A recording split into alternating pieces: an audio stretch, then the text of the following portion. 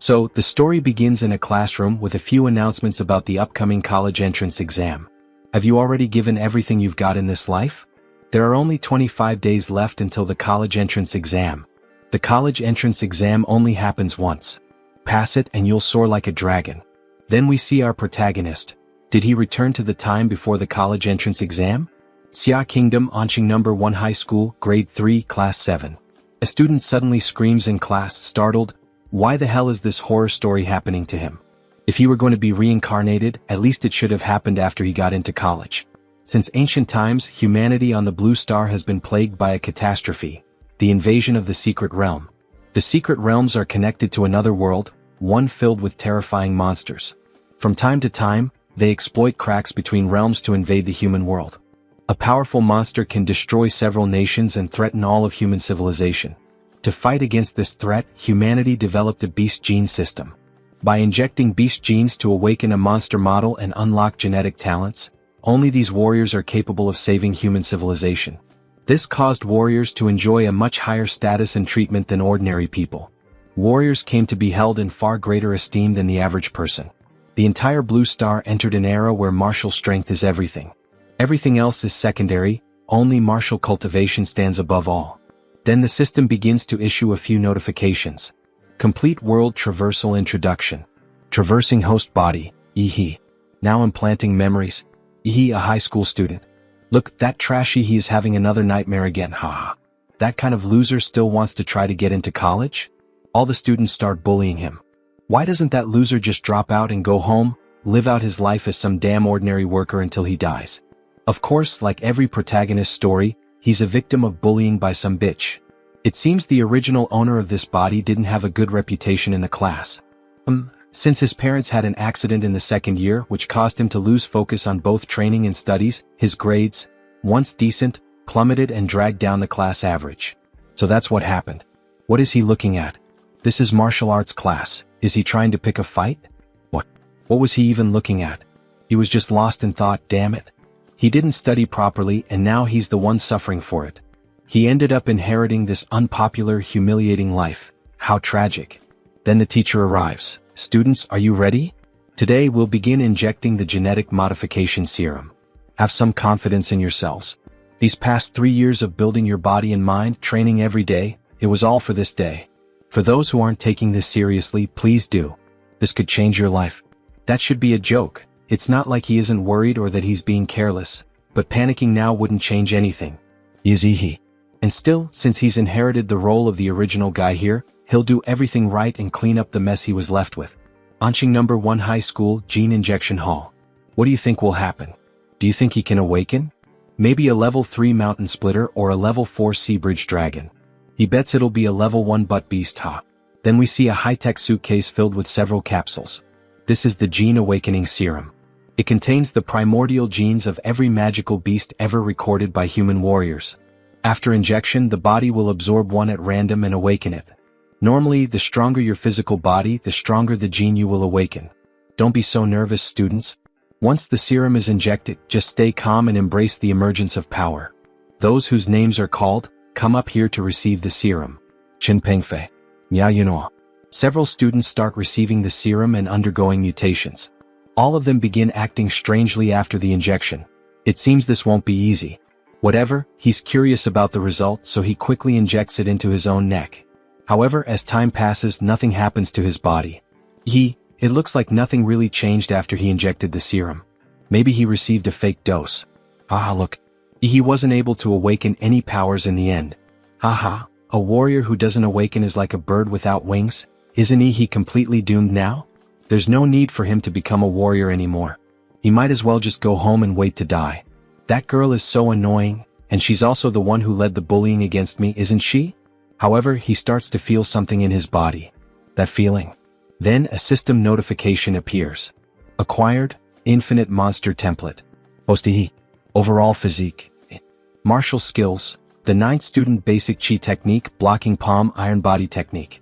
Monster template. Extracted. What the hell is he doing? He didn't awaken, so stop pretending already. Everyone, says the protagonist with a trembling voice. Get out of here right now. Why should we leave? If you don't leave now, it'll be too late. Then he releases his power, We see a massive monster manifestation looking like a Conzilla, a huge blue beast. The girl is thrown far away. What kind of overwhelming power is this? That aura, no one can endure it. Who awakened this kind of power? Why is he throwing up? The students start talking among themselves, while others watch from farther away. So there really is someone stronger than him who just awakened. A-rank template, Mad Flame, Demola. Bloodline abilities, Scorching Breath. Advanced form, Flame Lord, Demola. Unlocks when template compatibility reaches 100%. Current compatibility, 3%. An A-rank template. Demola from the Infinite Monster template. Is this the cheat the system gave me? Wait, that sinister aura just now came from that loser? He instinctively used his aura to blast everyone nearby. Even Wang Xing was knocked out.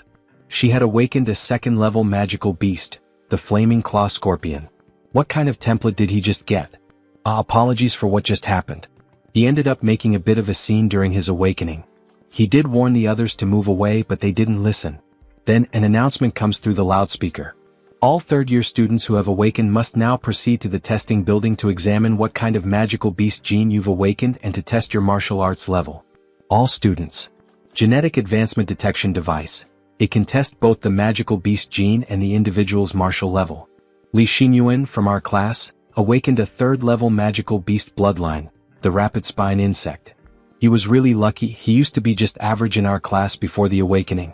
Now he's number 1. Strong bloodlines really are unfair. Chu Zhou truly lives up to his title as the top student in the grade. He's not only a level 9 martial apprentice, but also awakened a high-tier bloodline among the third-level types, the Ice Demon Dragon. This time the champion of Anqing City has to be him. Did you see that Miss Lu, who is also a level 9 martial apprentice, awakened too? Damn. A rare 4th stage bloodline, a lesser sparrow. The highest scorer in the province. If a 4th stage bloodline beast appeared in its true form, it could destroy most of a city. Warriors are as weak as ants in front of them. Only grandmasters are capable of standing against them. Their awakened beast templates are all ranked as stage 3 or 4. So why is he ranked as class A? Next, from class 7 grade 3, Ehe. Hey wait, what's all this commotion? All the students present are excited to see the information about Ehe. That boy has such a strong presence. I hope I can be like him one day. Wow, what a dream of a guy. Maybe it's best to start building a good relationship now to have a strong network in the future. Among many other flattery-filled comments. This world really does revolve around martial power. Then he walks up to the capsule to measure his powers. This is Ehe. With that kind of aura he just displayed, his level must be high. What kind of bloodline could release that kind of pressure after awakening? This time, our number 1 is making a breakthrough. So his name is Ehe? He's truly someone worth looking forward to. Only basic information available, all other data is? Class 7 Ehe, Martial Disciple Stage 3, Beast Bloodline. Unknown? Martial Disciple Stage 3? Even his younger brother in middle school could beat him. What a disgrace, what a disappointment. Unknown bloodline? Maybe he doesn't have one at all. Exactly, what kind of decent bloodline could someone at stage 3 possibly have? It seems like everything that happened before was just a loud fart. He really is still that same hopeless loser. As expected, the template wasn't detected, but that triggered the Infinite Monster template prompt. Infinite Monster template upgrade guide. Can be done by completing quests or increasing your reputation. You can get additional monster templates by completing quests or increasing your reputation. Current number of draws, 0. His rank template might be different from everyone else's, which means, as long as he meets the conditions, he can extract monster templates infinitely? Then he will become the king of monsters. What? You want to take a break to study at home and come back for the college entrance exam? Do you really think anyone will believe you're actually going to study at home? Teacher, he truly wants to improve. He knows he's fallen far behind, and now he needs to go through special training. If he follows the same pace as everyone else, there won't be any hope for him.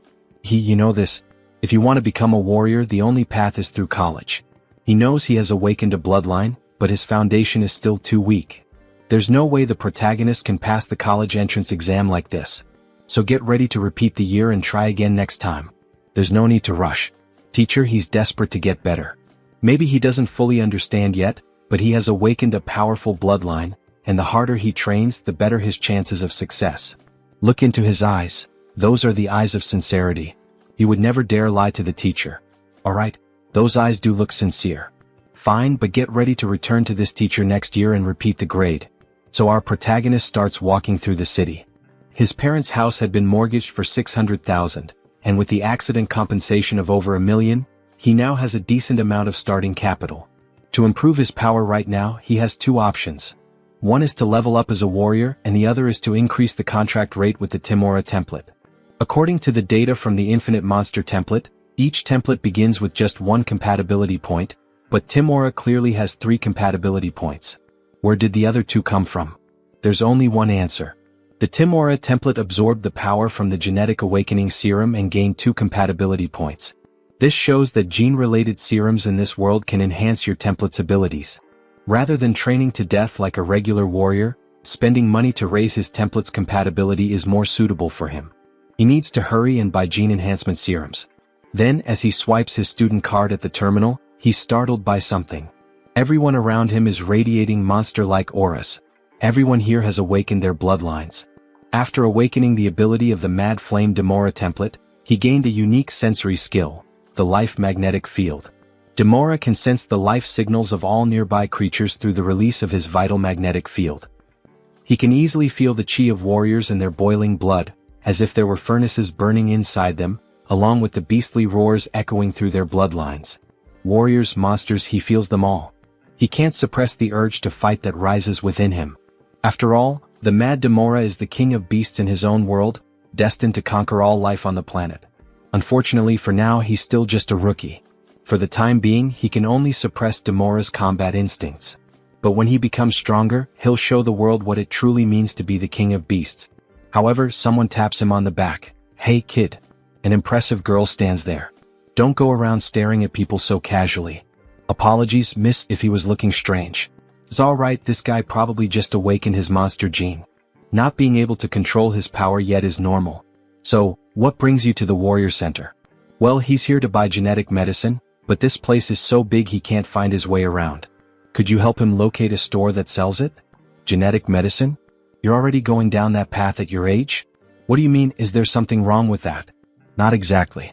It's just that genetic medicine isn't cheap, and it can easily lead to resistance, making it less effective over time. If you want to maximize its effect, warriors usually wait until their bloodline reaches a bottleneck before using it." "Sister, how much does a gene potion cost?" "At his current stage, he can only use the beginner-type solid potion, and that costs around 400,000. Damn, is it really that expensive? Even if he used all his money, he wouldn't be able to buy 5 of those injections. So, sister, would you happen to know anyone around here who could offer him a discount? How about taking her business card?" 4th-rank martial artist Huang Healy. With the referral of a veteran warrior, he might be able to get a discount. "Thank you very much.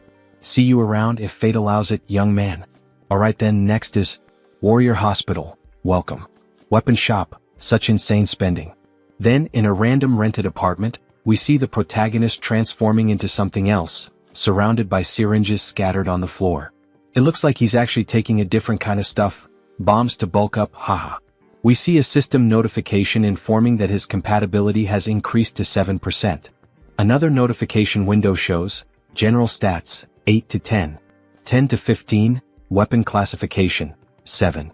This is how it feels to level up for sure. But with each dose of gene potion, his physique improved. On the last one, it only increased a little. It seems that as his body grows stronger, it becomes harder and harder to trigger new base mutations. Still, it wasn't bad at all. In just a few minutes, he achieved results that would normally take others 3 years of hard work to reach. And that's only using his basic physical stats. If he activates the power of Daimola's bloodline, he might actually have a real shot at becoming the top scorer in the entrance exam. If a cheat mode can't beat the geniuses, then it's just not much of a cheat. Departure into the Secret Realm. Secret Realm rifts are ranked from S to E. Higher ranks mean stronger beasts enter through them. The beasts from S-rank realms are completely uncontrollable by humans. If they were to invade the real world, it would be an apocalyptic disaster. So the protagonist heads into an E-rank realm. There are fewer people here than he expected. Maybe it's because this secret realm has been around for a long time. After all, it's an old realm, and all the treasures it once held have already been taken. What's left now are just a few weak beasts for novice warriors to train against. Hello, he booked a ticket for Secret Realm number 3. Sing the renunciation of death. This is your passage. So this is the gateway to a secret realm, a huge blue portal. This is the beginning of his story, how he will become the king of beasts, of monsters, and here we go. He steps through the portal as if diving into the ocean. Then he lands on solid ground. In the sky we see several stars, one resembling Earth called Kanglin, another smaller and reddish, named Anwei, and a yellow one that looks like the sun called Taijin. Even though he had seen the appearance of the secret realm in textbooks, nothing compares to seeing it in person. It's truly magnificent. He can even see the starry sky above. However, a rabbit is stalking him. First-class beast, Bladefang rabbit. It tries to attack the protagonist while he's distracted by the stars, but he quickly grabs the rabbit by the neck. Foolish creature, did it really think he couldn't sense its presence? Then we see that the magnetic field ability is active. He crushes the rabbit's head with his bare hands. The magic core of the Bladefang rabbit is white, of average quality, likely worth around 1,000 yuan. But he earned 1,000 yuan just a few minutes after entering. That's incredibly efficient.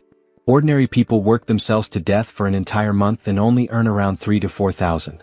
But collecting so many low-rank beast cores is pointless. He wants to find at least a rank 2 creature. Then a monster of that kind shows up. Second-class beast, corpse demon insect. Speak of the devil. Then he begins to fight, slashing at the monster. He had studied the monster encyclopedia. Compared to the steel-like shell on its back, the soft armor on the abdomen of the corpse demon insect is clearly easier to pierce.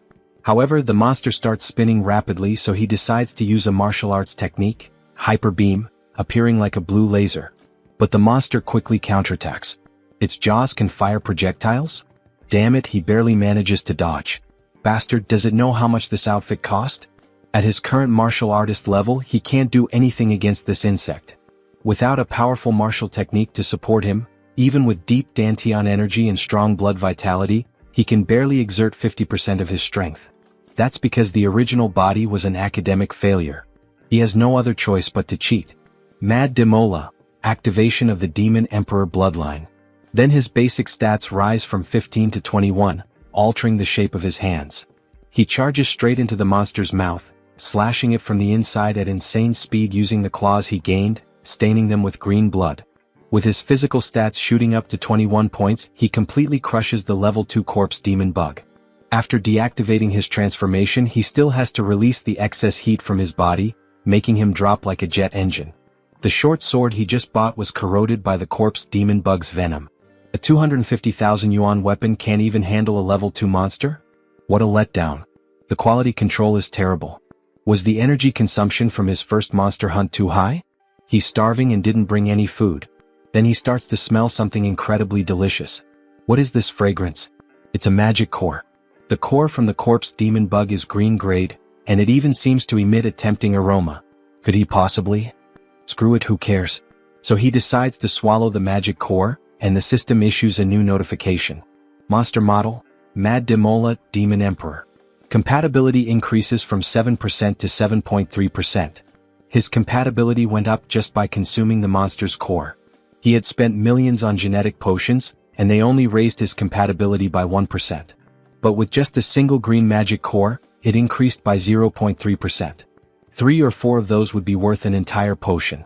Then the white grade magic cores from the Bladefang rabbits should increase compatibility by at least 1%. Damn. He wasted money trying to pay to win, turning his frustration into motivation. Tonight he will hunt as much as he wants. Then he activates his sensory ability to hunt down all the monsters nearby. By the following afternoon, his compatibility has increased to 9%, boosting his base stats. After reaching 9% compatibility, consuming more white-grade magic cores no longer increases compatibility, so he'll have to sell them for money. He heads to a shop, where he has a total of 20 white magic cores and 4 green magic cores. Is this kid for real? A mere high school student managed to collect that many magic cores? That's impossible. According to government regulations, martial artists must surrender 1/10 of their loot. For every green magic core, he has to hand over 5 white ones. He ends up with 200,000 credits from the Xia Kingdom in hand. 9 days left until the college entrance exam. Then we see a new portal, launching number 4 D-Class Secret Realm. A group appears. Captain Lin, we should be able to complete the Blood Jade Flower bounty mission this time, right? During our last expedition, we already located the general area of the Blood Jade Flower. But since Old Chen was injured by a monster, He won't be joining us in the secret realm this time. So that means they only have 5 people? Yes, and according to the local rules, at least 6 people are required to enter a D-class secret realm. Don't worry, he hired an agency to introduce a new martial artist to our team. Then we see the team leader, Tier 2 martial artist Lin He. So that guy is a level 9 martial disciple named Dadslaw. That's right. Since he's still a student and not qualified to enter a D-class secret realm, he had to use an illegal agency to create a fake identity and join the team. It cost him 100,000 credits. What a ripoff. Dadslaw, that name sounds a bit weird. He had no choice because if he used his real name, it would violate copyright laws. Forget it, it's just some random codename anyway. With his strength as a level 9 martial disciple, he really isn't suited for a D-class secret realm. Our team will let him observe and learn, but he better not hold us back or get in the way. Alright, no problem. Clarifying roles before the mission? That's actually pretty reliable. Better than being tricked halfway through the operation. All set, let's go. We have to find the blood jade flower this time. According to the tracker, the blood jade flower is located in an oasis up ahead. It's guarded by a level 2 monster with a general grade bloodline. This place used to be a tropical forest, but now it's a desert. It seems like the secret realms aren't connected to just one world. Captain, it's the Earth Demon Rats. They've locked onto us. But take care of them. Understood. Then he throws several throwing knives infused with a black aura, hitting the monsters and causing them to explode mid-air as the team continues moving forward. Eliminated. By channeling martial energy into the throwing darts, they explode like bombs on impact. That guy is ruthless and barely says a word. They keep heading toward their destination. Why aren't we driving? There's still a long way to the oasis. Because the monsters near the oasis are extremely sensitive. The sound of the car wheels would immediately put them on high alert. Assign the roles as we walk. Xiao Xia, throw the stun grenade later to lure out the scouts. Xiao Wu and Hood, you two prepare the traps. Old Lu, provide suppressive fire. The leader will take care of the front line. And he's just watching. Alright then. Then they begin their mission. The stun grenade contains pheromones from high-level monsters, causing some beasts to believe their territory is being invaded, which will lure them in. A Tier 2 monster, an Earth Dragon, appears. The new guy is warned to be careful, the monster is coming. However, we then see an unusual scene. A bald man licking a dagger, one that looks like the kind Hood used earlier against the enemies. The team continues fighting, even managing to sever the Tier 2 monster's head. Captain Lin, the Earth Dragon is dead, let's keep moving forward. However, just as Captain Lin is talking, the monster raises its arm, ready to strike him. But our protagonist is already prepared to save him. He swats the monster's hand away and fires a Kamehameha-like blast into the monster's back. He's just a martial novice, yet he has the power to shake a Tier 2 team. What a powerful punch. His heavy, mountain-crushing fist brought it down. He killed a Tier 2 magical beast. Nothing too special. Thanks for saving the captain, now they're comrades. After walking for quite some time, they finally arrive. Captain Lin, the Earth Dragons have been taken down. This time, we also collected the Earth Dragon's soul essence. A great harvest. That red, shiny thing is really worth that much? It just looks like a big fruit. Of course it is valuable, it can greatly enhance the model. This time was a close call, but he knew they would be able to defeat the dragon and find the blood. Suddenly, no need to think about that now, Captain Lin. Hood stabs him from behind. Captain Lin. The girl screams. What the hell is happening here? What the hell did he do to the captain? Doing what? Isn't it obvious? Clearly he's doing it to get rich. Does anyone know this bald guy? Huapeng robs martial artists of the loot they find in the dungeons. He's watching us now, that bastard. His blade is poisoned. Uda, he's a traitor. How did you know about this place? Even your teammate only found out about the location of the blood jade flowers after entering the dungeon. It was those knives, he incorporated the information into it by using magic. He's very clever, hee. He suggests he goes back to school, the college entrance exams are coming up. Instead, he's walking hand in hand with death. Yes, the exams are coming up and there's a top scorer's title waiting for him. Fucking arrogant, so he throws a dagger, his disgusting bald freak barking in front of me is true arrogance. So loud. Time to take out the trash. Huapeng. This kid is kind of interesting. Uda, kill this boy and bring me his head. Yes, sir. Then he throws several explosive daggers. He surrounds himself with a shield to block the attacks. Be careful, Huda vanished from sight. Look up, he's up there. Martial technique, mountain splitter. Perfect opportunity to test his new ability, looking a bit like Piccolo from Dragon Ball. He channels energy into his forehead and releases a powerful beam from his hand, piercing straight through the enemy. Just one move was enough to take the enemy down. Is he really just a novice martial artist? He even cracks a joke mimicking cowboys. Genetic technique. What great family is he from? Family? He's from the manhwa clan. Is he planning to beg for mercy now? Brat. Even with a genetic technique, he still can't bridge that massive martial gap. Then the bald man begins to transform into something monstrous like a bear. Bloodline activation. Black bear tyrant of terror. Martial technique. Peak shaker. He charges forward at Ihi with great speed. Alright, first his leg. Ihi fires another burst of energy, managing to dodge the incoming attack. Second-tier martial artists really are incredible. His atomic breath couldn't even melt the ankle bone. After dodging yet another direct attack, he quickly launches himself into the air. He taunts the bald man. Already done? Now it's his turn. He begins to emit blue lightning from his hands. Fused core, mountain-crushing fist. He starts unleashing a flurry of rapid punches at the bald man, not even giving him time to breathe. A classic muda attack like in JoJo. The enemy falls to the ground, his body completely battered. Wow, he's seriously powerful. The group is left in disbelief at what they've just witnessed. In truth, he has a genetic technique that emits toxic gas, which is despicable. A wicked martial artist like him will definitely face punishment. He curses him. With a serious expression, the protagonist is about to finish him off. The number of people who curse him keeps growing. Who is he supposed to be? In the next scene, we see a huge stage, and City Central Sports Stadium. Then an announcement is made over the megaphone. Hello, students. Enrollment for this year's martial arts school is about to begin. They would like to wish everyone good luck in martial arts. The college entrance exam follows a competition format. Candidates compete in pairs. The winner advances to the next round. The exam lasts for 3 days, with the first 2 days dedicated to preliminary matches. The students who advance will take the final exam on the 3rd day. Each student will fight in 3 matches during the preliminaries, and those who are successfully promoted will continue competing until the top scorer of this year's college entrance exam is selected. What you, the candidates, carry on your shoulders is the future of humanity. Therefore, please show your true potential during this exam, not only for yourself but for the sake of humanity. I now announce that the advanced exams of Incite have officially begun. We then see several battles taking place at the same time, with different people and various powers. However, something unusual is happening at Arena 6.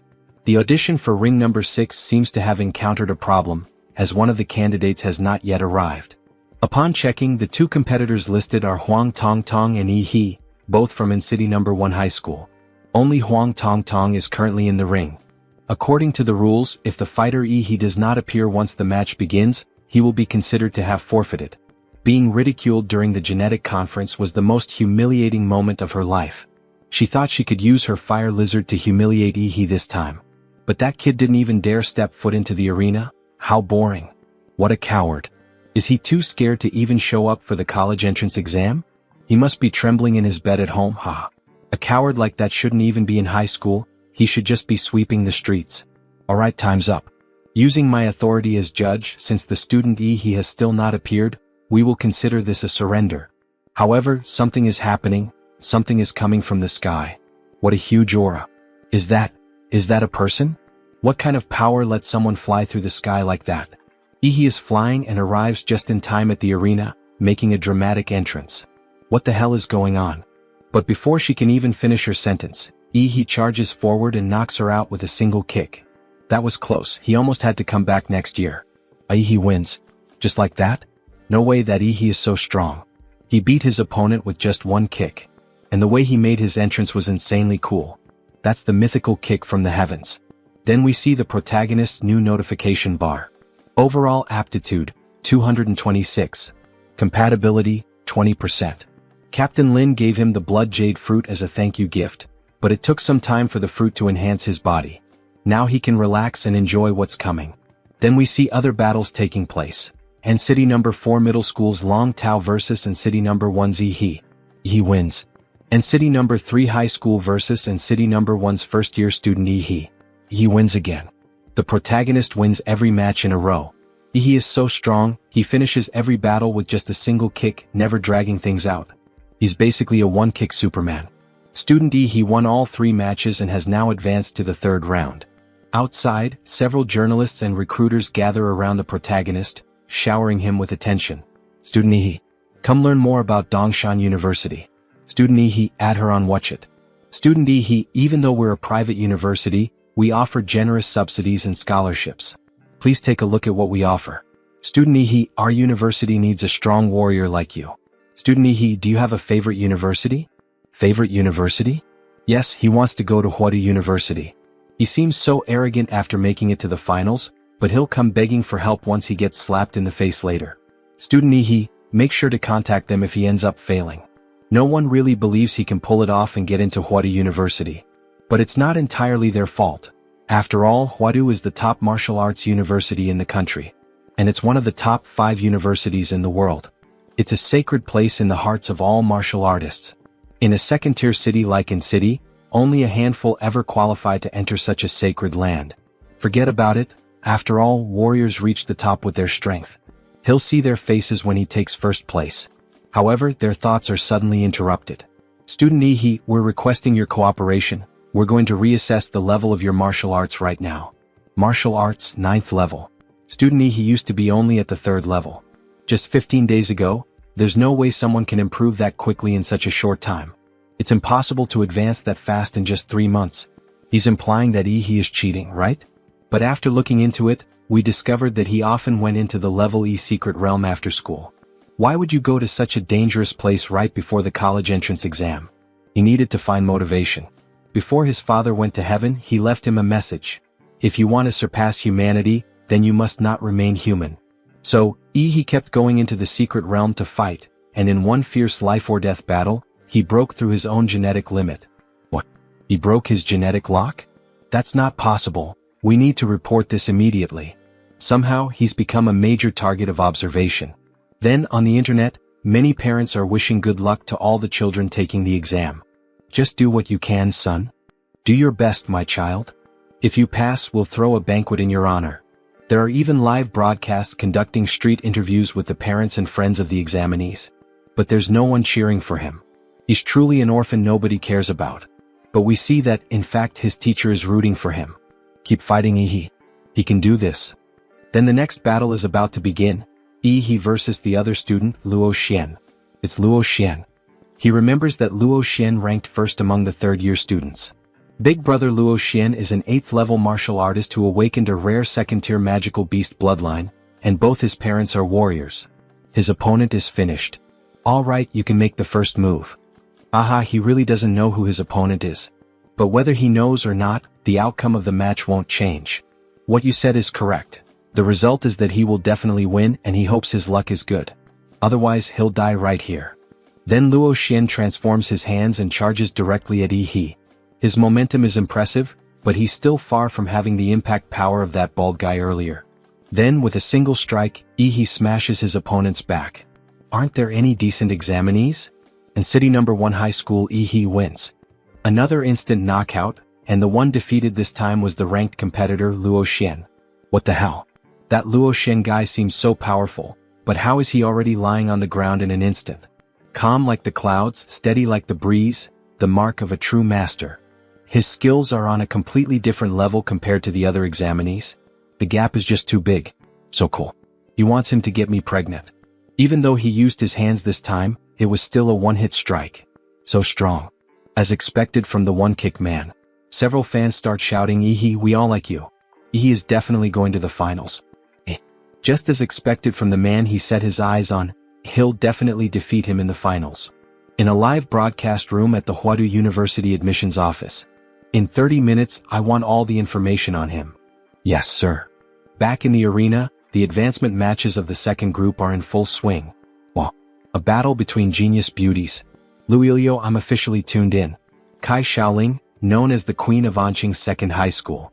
Lu Qingzu, the untouchable flower of Anqing's first high school. There's nothing better than watching beautiful girls fighting each other. Keep it in your pants, you horny guys. And then the referee says, match begin. Kai Xiaoling charges in with everything she's got. Alright, let's see if she can keep up the act once she's slammed to the ground. Martial technique. Lu family's secret art, Sutra of Transient Splendor. She wraps Xiaoling's leg with a blue form, but before it hits, she quickly dodges. Take this fight seriously, there's an opening right here. But it was a trap. She fell right into her trap. Her hand is caught in the air currents that she created and she can't break free. Then, with a murderous look in her eyes, Qingzu quickly counterattacks with a punch, Xianhuang martial technique. A university entrance exam candidate has actually mastered a Xuanhuang level technique. With that level of martial talent, she wouldn't even need the exams to prove her worth. She could be admitted directly into Huadu University. However, Xiaoling transforms into her signature form, a tiger. Bloodline awakening, Shadow Clan's Tiger King. That girl has just awakened a royal third-level bloodline, the Tiger King of the Shadow Clan. Royal bloodlines are notoriously hard to control, let alone the famously ferocious tiger of the Shadow Clan. That girl's future is limitless. Now show me your inferior phoenix bloodline. No, even like this it's enough. This is enough? Who the hell do you think you are? You think someone below the martial artist level can challenge me? Then Qingzu lightly dodges Xiaoling's attacks, spinning her completely, but Xiaoling counters with a double leg strike. Qingzu responds with a special move called Jade Finger, which touches the sole of Xiaoling's foot. The martial energies of Lu Qingzu and Kai Xiaoling collided with tremendous force. The arena was engulfed in a cloud of dust from the impact. Who would emerge victorious in the end? It's Kai Xiaoling, she's the only one still standing in the arena. Wait, Kai Xiaoling has collapsed from exhaustion. Lu Qingzu is still standing in the arena. With nothing but martial techniques, she completely dominated Kai Xiaoling, who was also at the 9th stage of martial disciple and had awakened a royal bloodline. Truly worthy of being called the genius of the century. Lu Qingzu victorious. Holy shit, Queen Lu is insanely strong, literally legendary. I'm calling it now, she's going to be the top scorer in the city of Anqing. Anyone disagree? To the guy above who said she'll be the top scorer, do you even know what bloodline she awakened? A 4th grade inferior phoenix. 4th grade bloodline? What kind of monster is that? Most actual martial artists wouldn't stand the slightest chance against her. Now the drawing for the next round is about to begin. The next name drawn is Yi He from Anqing First Senior High. Group A. Then we see a huge guy saying he's also in Group A. So it looks like they'll be facing each other. He is Shen Guan from Qingfeng Private School. Yi He from Anqing First Senior High. They're scheduled for the second match, so why not watch the first one in the meantime? Luoshi is so strong. He repeated a school year specifically to get into Huadu University. His control over his bloodline awakening is really refined. But against that Chuzhou he didn't stand a chance. Chuzhou? Yeah, also from his school. Don't tell me you didn't know. Winner Chuzhou. Damn, lost right at the beginning. Principal of Qingfeng Private Senior High School. How does this Luoshi compare to me? I'm the president of the martial arts club in the final year at Qingfeng Private High. In terms of combat power, even with my 2 other teammates combined, they still haven't managed to bring me down. Honestly, for this year's exams, he thinks the protagonist is the only real threat. Since childhood, my senses have been exceptionally sharp. He can tell, he is like a dormant volcano, there's a beast inside him. Let's go. Now it's our turn. Top 8 Advancement Tournament, Match 2. Both of them stare each other down, their auras clashing. So with that, Yi He and Sun Guan faced off in the arena. The host announced the second match of the top 8 qualifiers. Sun Guan from Qingfeng Private High, and Yi He from Incite First High.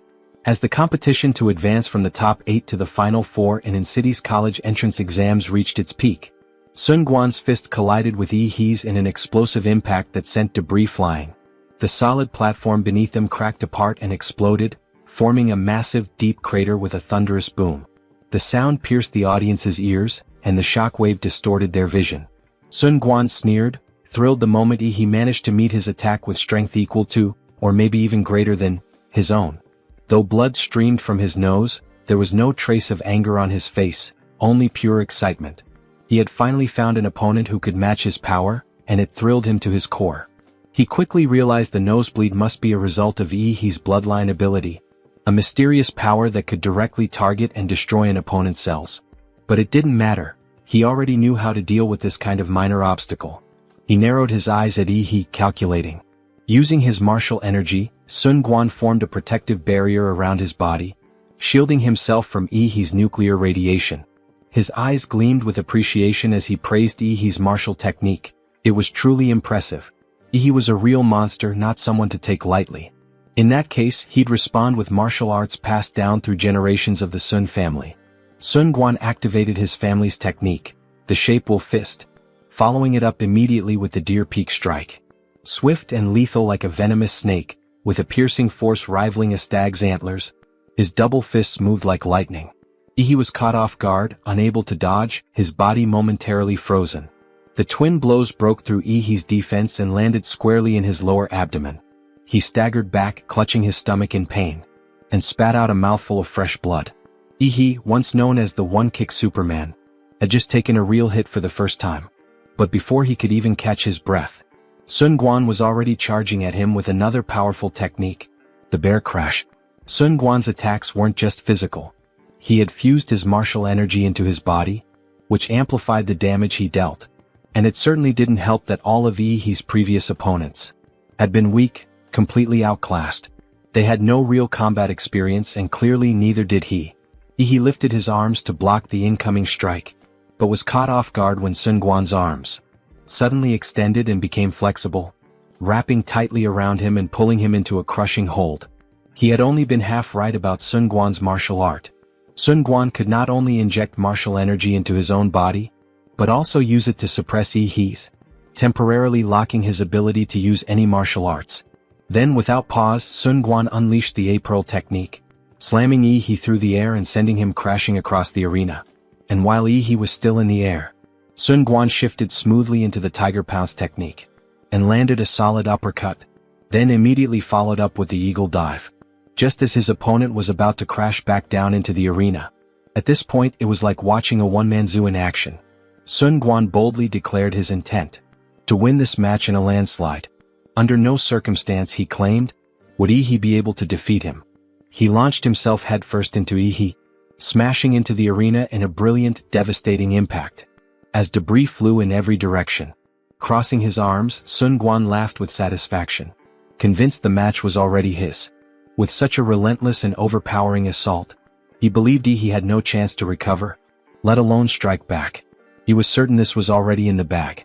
Outside the arena, the medical team began preparing to intervene, as the shape wolf fist combination techniques, unleashed by the champion of Qingfeng Private High, would have been fatal to any ordinary martial artist.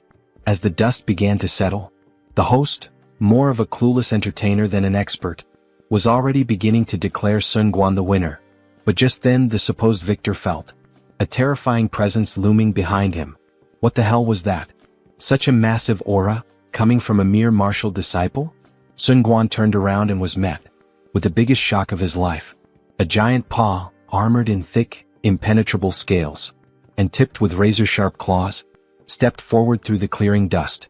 A voice rang out praising Sun Quan's strength, but telling him he was simply unlucky to be matched against him. If it was any comfort, Sun Quan was now the first person to witness his awakened form, the manifestation of his savage-traced Demora bloodline. Dripping with sweat, Sun Quan stood frozen in fear, staring at the terrifying beastly embodiment before him. Apparently, when a high school student can manifest the physical form of their magical beast, they qualify for direct admission to Hadu University. No entrance exam required. The host, stunned, announced that no one had expected that in the small city of Anqing, aside from Lu Qingzhu, a martial arts genius, there would also be a bloodline prodigy. To think that Ihi's bloodline awakening had reached such an overwhelming level, it was truly terrifying. For context, each examiner had been equipped with a monitoring headset to track candidates and monitor various factors both inside and outside the examination room and the arena.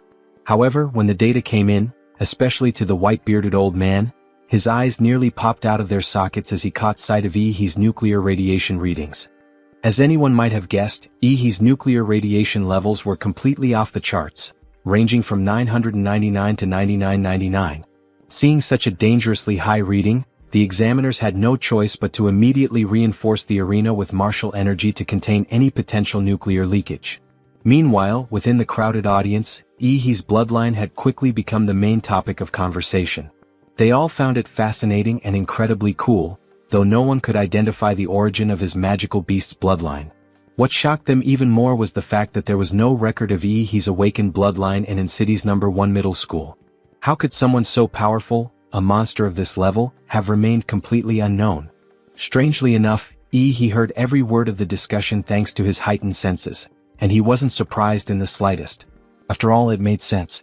There didn't seem to be any other creature like Demora on the entire planet of Blue Star, so it wasn't surprising that no one had ever heard of it before.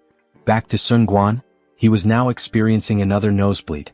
It had become clear that the martial energy shielding his body was no longer strong enough to block Yi's nuclear radiation. Realizing that he couldn't afford to let this fight drag on any longer, Sun Quan decided to bring it to an end. He activated his own bloodline awakening, the Golden Star Ape Demon. His body became encased in martial energy, significantly boosting his physique and overall attributes. He even increased in size. He then unleashed his formal fist technique, the Snake Strike, and launched a full-on offensive. Yi, seeing the incoming strike, countered with a devastating move of his own, a terrifying and clearly powerful technique, the Mountain Arresting Fist. From an objective standpoint, it looked like an upgraded version of Hyper Beam. Sun Quan's entire left arm had been disabled, and if he hadn't managed to release the force of the attack just in time, his entire arm would have been shattered beyond any hope of recovery. He now realized how much of a scene he had made earlier, boasting without ever having gone all out. Now that he finally had, it felt like a slap in the face.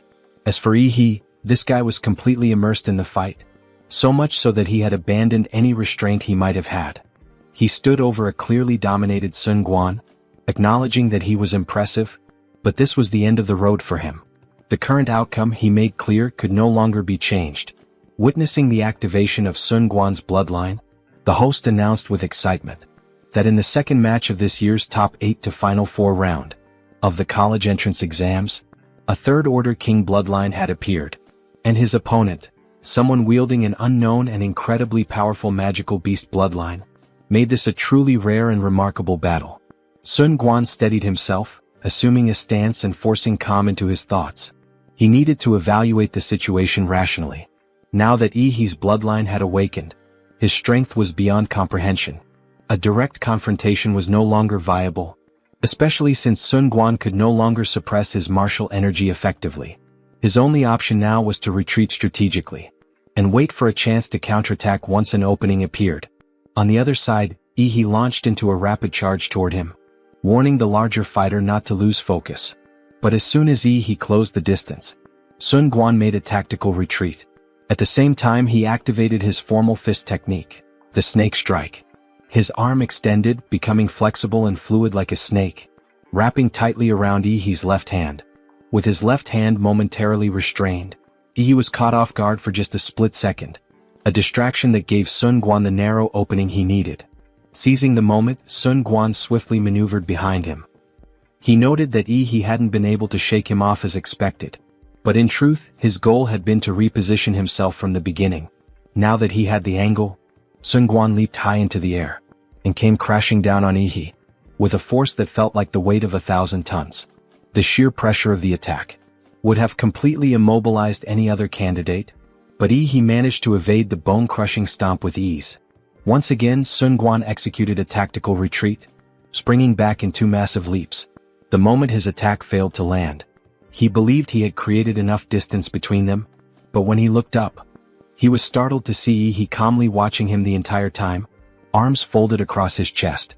Then, with a sudden burst of power, Yi released his terrifying aura, and declared that it was now his turn to go on the offensive. The instant he raised his right foot, he appeared in front of Sun Quan, unleashing yet another devastating mountain-arresting fist. But just as the attack was about to land, Sun Quan unexpectedly dropped to his knees and admitted defeat. He surrendered respectfully, leaving Yi momentarily speechless. He hadn't expected this outcome at all. He'd been fully fired up, ready to launch into his next move. But Sun Quan was giving up now. What was he supposed to do now that he was all fired up? Damn, this was seriously uncomfortable. Letting out a heavy sigh, he exhaled a fiery breath, muttering that holding back all this energy was making him feel unbelievably stifled. Still, rules were rules. Once one party surrenders, the other loses the right to continue the fight.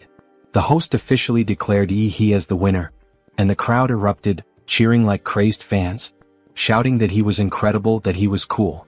Meanwhile, on nearly every media platform, Yi and Sun Guan's match had become the top trending topic. Sun Guan, now the subject of ridicule, was being humiliated as fans compared his confident attitude before the match with his surrender afterward. At the same time, Yi's popularity skyrocketed. His fan base exploded overnight, with supporters creating a dedicated chat group, where full videos of his entrance exam matches were shared and discussed.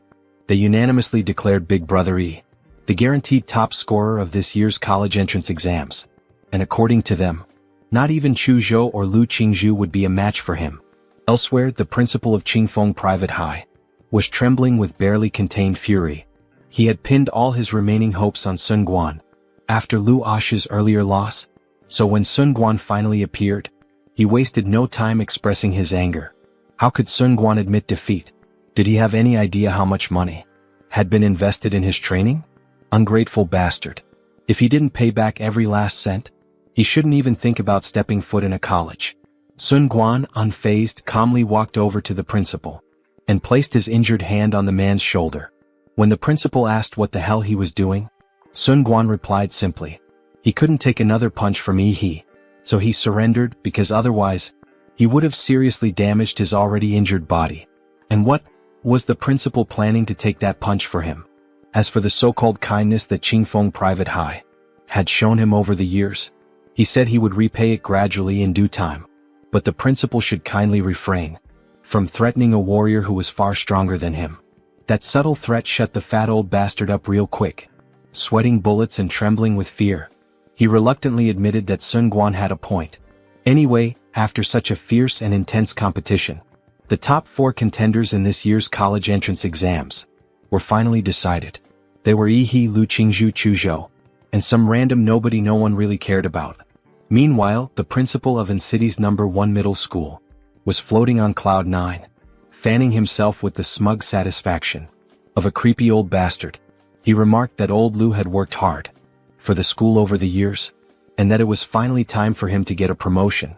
The draw for the semifinals then took place, and Yi drew the first slot yet again. Unexpectedly, Lu Qingzhu also pulled the other first slot, which meant the two would be facing off on the other side of the bracket. Chu Zhou was matched up against the forgettable unknown. This made the first match of the college entrance exam semifinals, an internal battle between two powerhouses from Incity's No. 1 middle school. It was quickly dubbed the strongest showdown in the entire history of Incity's entrance exams, the most highly anticipated match since the very beginning of the competition. The crowd was hyped. It was Goddess Lu versus the so-called one-punch Superman. A large portion of the fanbase was convinced that Goddess Lu had the upper hand. Apparently, reports suggested she had mastered 2 mysterious royal-level martial arts techniques. She used these to easily crush Kai Shaoling, who had a third-order king bloodline. Even more impressively, she had awakened her 4th-level Netherbird bloodline, though this had yet to be publicly revealed. On the other hand, while Sun Guan also possessed a third-order king bloodline, it was only after his intense fight that Yi was forced to awaken his own bloodline. Yi's bloodline did seem extremely powerful. In fact, it was estimated to also be 4th level, but still many believed he couldn't compare to the sheer martial arts foundation and heritage of their beloved Goddess Lu. Eventually, the long-awaited moment arrived. The arena was fully set, and the crowd in the venue roared with excitement. Both Yi and Lu Qingzhu stepped onto the platform, and the referee wasted no time in starting the match. The instant the match began, a dense cloud of dust and steam burst around Yi, completely enveloping him. It rapidly spread across the arena, temporarily shrouding the field, and cutting off Lu Qingzhu's direct line of sight. But the moment she looked straight ahead, she was startled to see the silhouette of a terrifying presence looming within the swirling dust and steam. Steeling herself, she silently hoped that Yi was strong enough to be a worthy opponent. The audience, now completely blocked by the thick wall of steam engulfing almost the entire arena, was left clueless about what was happening inside. They couldn't see Yi at all, and could only faintly make out the outline of Lu Qingzhu. So, in that moment, they were practically blind to the fight, left with no choice but to rely on the host to narrate and help them understand what was going on. Still, the host kept the energy high and the suspense alive, wondering aloud how Lu Qingzhu, the young prodigy from the Lu family, would face off against Yi. The unexpected dark horse of this year's college entrance exams. With this much steam flooding the arena, could it be that He had undergone another bloodline awakening? They could only wait and see. But apparently, He hadn't awakened anything new. Instead, he had immediately entered his blood awakening state, burning off enough energy to create all that dense steam. The purpose was clear: to block Lu Qingzhu's vision, and buy himself a bit more time, to analyze his next move more thoroughly. Besides, he knew full well that Lu Qingzhu wasn't likely to make the first move, so this stalling tactic worked perfectly in his favor. He had carefully studied the battle footage from her previous match with Kai Shaoling, and crafted his strategy based on what he observed. He fully understood that Lu Qingzhu's martial arts skills were leagues above his own. No matter how powerful he was, with her mastery of magical martial arts, he wouldn't be able to harm her directly. She wasn't just strong, she was a true martial arts genius with high combat IQ. The longer the fight dragged on, the more the odds would tilt against him. It was clear that he had to go all out from the very beginning. Without hesitation, he activated his mountain-arresting fist. A sonic boom tore through the space, as he launched himself forward in a blur, closing in on Lu Qingzhu with a massive, glowing fist. The strike was telegraphed clearly, but Lu Qingzhu, calm and razor-sharp, spread her arms evenly, and manipulated the airflow in front of her, as if preparing to absorb the full force of the incoming blow. She believed that since he had taken the initiative to attack, then it was only natural for her to defend with her martial arts, and prepare for a counterattack. However, in an unexpected turn of events, Ihi's mountain-arresting fist never landed. Instead, just as he deactivated the technique, he twisted his hips and waist skillfully, and landed suddenly to close the distance between himself and Lu Qingzhu. Then, using his martial energy, he manifested Demora's thick tail behind him, swinging it like a flexible steel whip that sliced through the air, and struck at Lu Qingzhu's lower body from the side. What the hell? He had completely tricked her. In all her years of fighting since childhood, Lu Qingzhu had never encountered a situation where an opponent clearly committed to a fist technique, only to suddenly switch to a whip attack. When masters fight, crucial shifts often happen in the span of a few short seconds, and now her rhythm had been thrown off entirely. She immediately performed a series of backflips to put some distance between herself and Ihi. But Ihi wasn't going to let such an opening slip by, now that his opponent had clearly lost her flow. Relying on his powerful physique, he launched into a relentless pursuit, attacking with fierce intensity in order to press his advantage. The very moment Lu Qingzhu tried to regain balance, Ihi was already upon her again. Meanwhile, on the live broadcast, viewers watched in shock, as Lu Qingzhu was caught off guard by Ihi's deceptive maneuver, and was quickly pushed into a disadvantage. Some online began to criticize Ihi for using underhanded tactics, but others defended him, arguing that in battle, everything was fair game. Regardless of public opinion, Ihi's assault was too fierce, too unrelenting, leaving Lu Qingzhu with no room to breathe or escape. An endless barrage of attacks rained down on her, like a meteor shower falling from the sky. At one point, Lu Qingzhu managed to channel her martial energy, and created enough force to push Ihi back slightly, giving her the chance to break free. Or so she thought, because in that very instant, he transformed his right hand into a beast-like form equipped with deadly claws. And it was clear Lu Qingzhu wasn't getting away so easily. Suddenly, his dark, formidable claws were imbued with martial energy, as they tore forward, ripping through the air with lethal intent.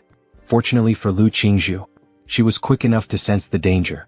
With skillful precision, she flipped horizontally in the air, just narrowly avoiding the lethal claws that Ihi had projected, which were imbued with his martial energy. The claws exploded behind her as she gracefully landed. But of course, her dear classmate didn't give her any time to breathe. Ihi was upon her once again, leaving no room for respite. The battle returned to its previous rhythm. Ihi on the offensive, unleashing an endless barrage of attacks, and Lu Qingzhu on the defensive, blocking wave after wave of his strikes. Ihi roared with intensity, his fists swinging out like afterimages, constantly compressing the space Lu Qingzhu could use to escape. At one point, she couldn't help but wonder why Ihi wasn't showing any signs of exhaustion, despite the relentless intensity of his attacks. It seemed as though her opponent possessed tremendous physical strength and stamina. Lu Qingzhu had mastered two mysterious royal martial arts, one of which was the Liu family's secret art, the floating shadow, a defensive technique, and the other the Hanyuan jade finger, which was more offensive in nature. If she had the opportunity to use either of these techniques, she could easily escape from Yi's onslaught. But it was as if Yi had anticipated this, denying her any chance to do so. From the looks of it, she wouldn't be able to hold on much longer before she was forced off the arena, which would result in a loss by eviction. While her face remained cool and composed, inwardly Lu Qingzhu was sweating with anxiety. Cornered and with no other options left, she realized it was time to use her trump card.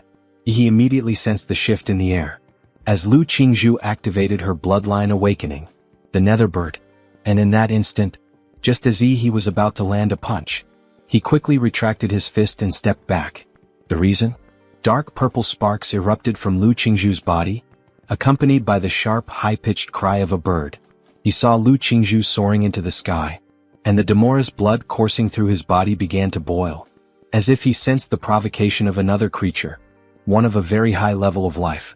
Plump, dark purple wings grew on Lu Qingzhu's back, and under the light, the wings shimmered with a spectrum of colorful hues. The dark purple wings didn't need to flap, as the wind element naturally lifted Lu Qingzhu into the air, her amethyst-like pupils fixed directly below, staring down at the dark blue demon on the arena. The air seemed to spark with the fighting spirit shared between the two. The host loudly and enthusiastically announced that although Lu Qingzhu was still far from mastering the true form of her bloodline, she had managed to develop the most significant organ of her bloodline, the wings of the Netherbird.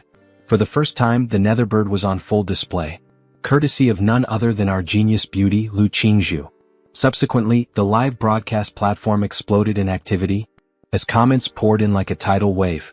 After her bloodline awakened, Lu Qingzhu extended her slender jade finger, pointing it at Yi as her fingertips turned a transparent jade color. In a cold tone, she warned Yi to be careful, admitting that she couldn't control her strength in this awakened form. Really? Yi replied excitedly from below. I'm glad you said that because up until now, I've only exerted about 50% of my strength. I guess I can finally go all out. Don't disappoint me. Accompanied by a strong wind that swept across the entire arena, Lu Qingzhu appeared behind Yi in an instant, like a bolt of lightning. Before he even registered her presence, he thought he smelled a faint and beautiful fragrance. Lu Qingzhu activated her mysterious royal martial art, the Hanyuan jade finger. He immediately turned and activated his atomic blast fist, a crystal blue light glowing on his fist. This was the skill he used to combine Demora's atomic reaction ability with his martial arts. The elegant jade fingertips collided with the ferocious blue magic fist, causing a massive energy reaction where the two forces met. A huge explosion of light and heat followed, blinding the audience with the brilliance of the impact and the powerful gust of wind. In the arena, both fighters were blown away by the turbulent airflow at the same time. Lu Qingzhu's dark purple wings flapped, and the wind elements naturally gathered around her, offsetting the force of the impact from being blown away. Using this momentum, she broke through the smoke and dust, heading straight for Yi. But then she suddenly sensed a fatal threat. Shocked and surprised, her pupils contracted as she realized what was happening. On the opposite end of the arena, the protruding vertebrae on Yi's back began to light up, one by one. Each time a vertebra lit up, it meant a horrible atomic reaction was occurring. Soon, all the vertebrae on his back were flashing with blue light. Yi opened his mouth, and a blue atomic light began to form in his throat, emitting a breath of destruction. This was Demora's atomic breath. We see an enormous concentration of lightning around the arena. This fluctuation of energy, it's not good. What's going on? Yi, his true magical beast form, seems to be gaining power. The protruding spine on his back appears to be storing a massive amount of energy, looking somewhat like a Bulbasaur. And this immense energy is being channeled directly to his mouth little by little, until finally he unleashes a massive beam from his mouth, an atomic breath. It devastates everything around it, heading straight toward Lu Qingzhu. She tries to defend herself by taking a stance with her wings fully covering her body, awakening latent abilities. She attempts to withstand the powerful attack. Then the tournament narrator comments, "Oh no." Yi's breath was deflected by the feathers on Lu Qingzhu's body. The attacks start heading toward the arena, and the spectators become afraid that the strikes might hit them. However, all of them are blocked by a powerful shield. Every single spectator is protected at the same time by a man in a suit floating in the air. The mayor of N City, Huang Qing. He declares, "Watch closely. The strongest champion in the history of our city will be born today." Fortunately, Mayor Huang protected the audience. We then see a blood stain on the floor of the arena. Lu Qingzhu is completely wounded, her wings plucked, her clothes torn, giving us a striking image. He truly broke through the inferior bird's defense with just a single blow. Can she really defeat him? Then we see a flashback from her childhood. Lu Qingzhu, she is the hope for the revival of the Lu family she cannot lose. The ancestors of the Lu family have been watching her through the generations. Do not disappoint them. We see a poor little girl surrounded by training tokens. Qingzhu, her mother devoted all her efforts to train her so that one day she could bring the Lu family back to life. She cannot be stubborn. But mother, it's not enough to just pass this exam, I have to keep winning in the future. But mom, she can't breathe. Then we return to the present. She's so exhausted that terrible thoughts begin to creep in. And her classmate he is truly powerful. Faced with such a strong opponent, it's only natural that she wouldn't be able to win, right? She thinks he should be able to take advantage of the opening she's showing. Classmate he defeat her quickly. However, he doesn't dodge the attack, allowing it to land directly. What? Why the hell didn't he avoid that strike? Classmate Qingzhu, where did your fighting spirit go? Asks the protagonist with a sincere look in his eyes. She realizes that he already knew her plan. Have you even looked me in the eye? How dare you try to lose on purpose? He's going to earn this title fair and square. Then he begins to gather energy in his fist, ready to strike her. She stands still, unable to react. However, without mercy, the protagonist lands a powerful punch right to her face, which she instinctively blocks with both hands. Then it's time to start looking at him and taking this fight seriously. Still want to act serious? Still want to act serious? Still want to act serious? He starts throwing a rapid series of punches at her while shouting, "Fight back, you bitch." He's a bad person. No one has ever dared to hit her like this since she was a child. She clearly intended to hand him the victory. Why do you keep fighting? Why do you keep hitting me like this? Don't hit a girl in the face, you bastard. Then, an explosion of power erupts around the arena. Exactly what he wanted. This is what he's after. If she doesn't want to get slapped in the face, then she better take it seriously. Taboo martial art, blood ignition. True form of the magical beast. Then we see her transforming into a true angel, but with black wings. Beautiful. Classmate she will defeat him in her strongest form just as he wished. Her eyes overflow with power. So, at that very moment, the battle between Lu Qingzhu and he reached the point where both sides were finally open and unmistakable about their intent to go all out. All the expectations placed on her by her family, along with everything that came with it, her reputation as the eldest daughter of the Lu family, any lingering doubts, and the hopes of confirming her status as the top student in this year's citywide college entrance exams, faded away in that instant. Lu Qingzhu had made up her mind completely, and her focus was now entirely on defeating He. On the other side, He, having finally succeeded in pushing Lu Qingzhu into fighting seriously and revealing her strongest form, was pleased with how things had turned out. From below, he looked up at Lu Qingzhu's radiant and dazzling form of the nether bird magical beast, his eyes full of excitement. Now that his opponent had revealed her true form, the battle was finally starting to get interesting. And since it had come to this, he wouldn't hold back either. He would now reveal his true form as well. Suddenly He's martial energy, fused with his atomic reaction energy, surged and wrapped around his entire body. Blue flames and crackling lightning surrounded him. Moments later, his body was covered in an unbreakable layer of scales, glowing with a terrifying force, radioactive energy to be precise.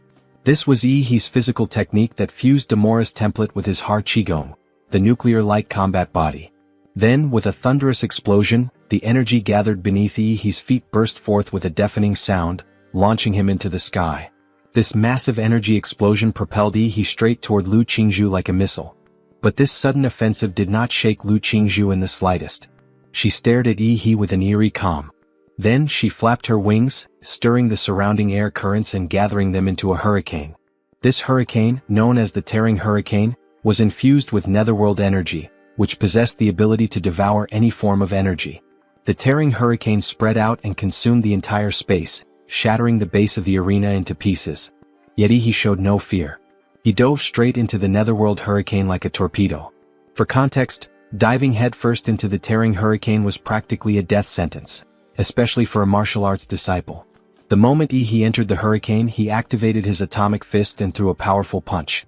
A massive explosion of blue energy erupted, ripping through the hurricane and blasting away the dust as it surged toward Lu Qingzhu with unstoppable momentum. In response, Lu Qingzhu drew upon the explosive power of her netherworld bloodline and activated the cry of the nether bird. The strange markings on her face instantly turned red and purple, glowing as hot as searing iron. Enduring the pain, Lu Qingzhu opened her mouth in Yi's direction. Then visible sound waves distorted the air and swept forward. Yi's figure was engulfed by the sonic waves, and the atomic energy within his body began to flicker like a weak flame. You see, if Yi's legendary Demora bloodline had not been of a high enough level, his internal organs would have been torn apart on the spot by the aura of the nether bird sound waves. Clearly, under normal circumstances, Yi would have been killed by the attack. "Do you think you're the only one who can scream?" he questioned, almost amused, his eyes gleaming with a blue atomic light.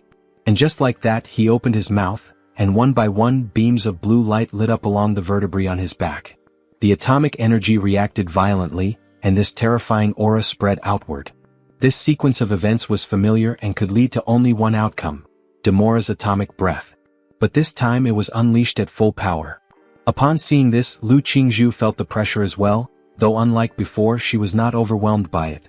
Determination burned in her beautiful eyes.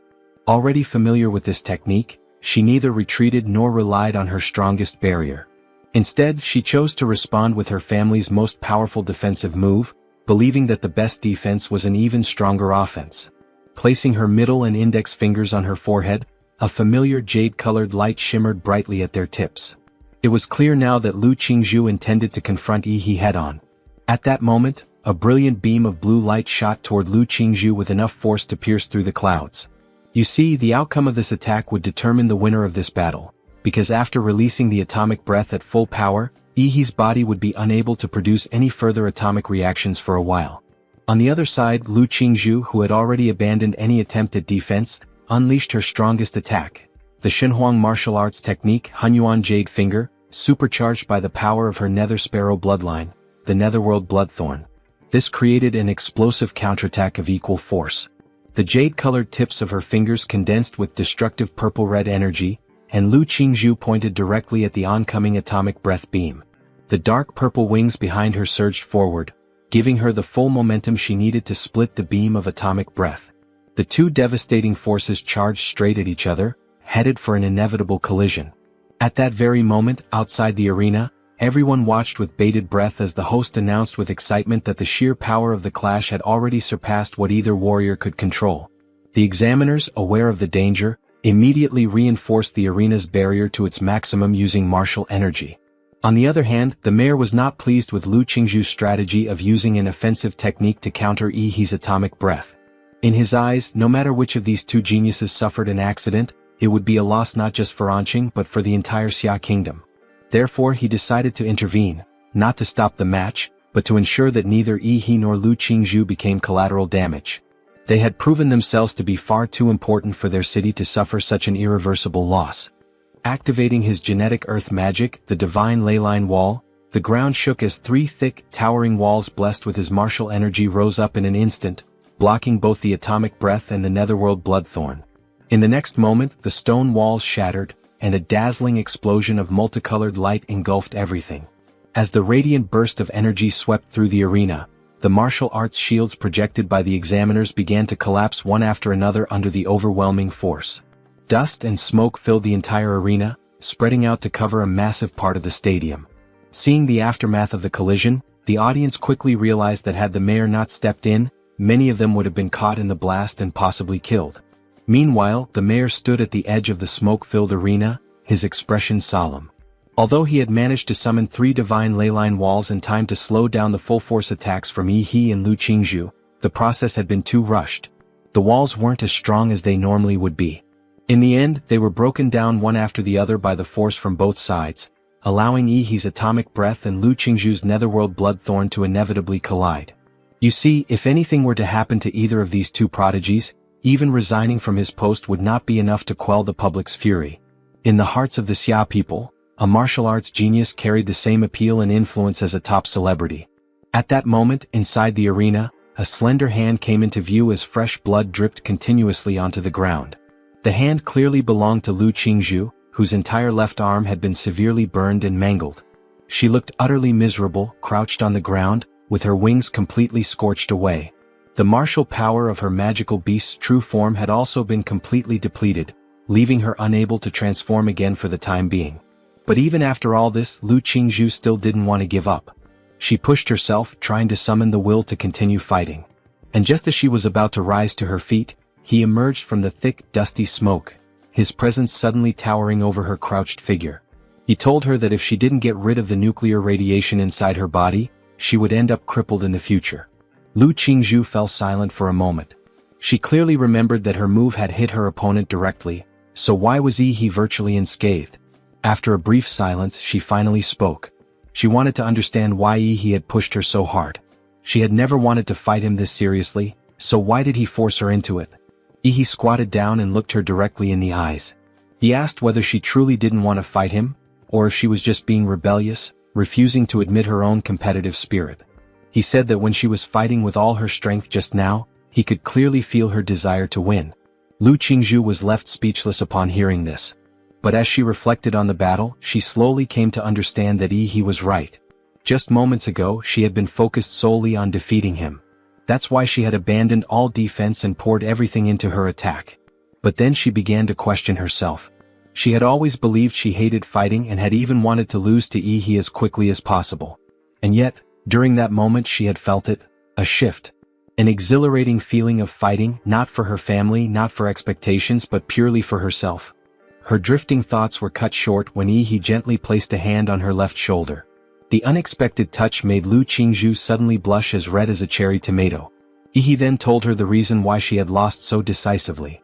She had been distracted by too many conflicting thoughts during the fight, something that would always lead to defeat against strong opponents. He absorbed all the nuclear radiation from Lu Qingzhu's body and stood up.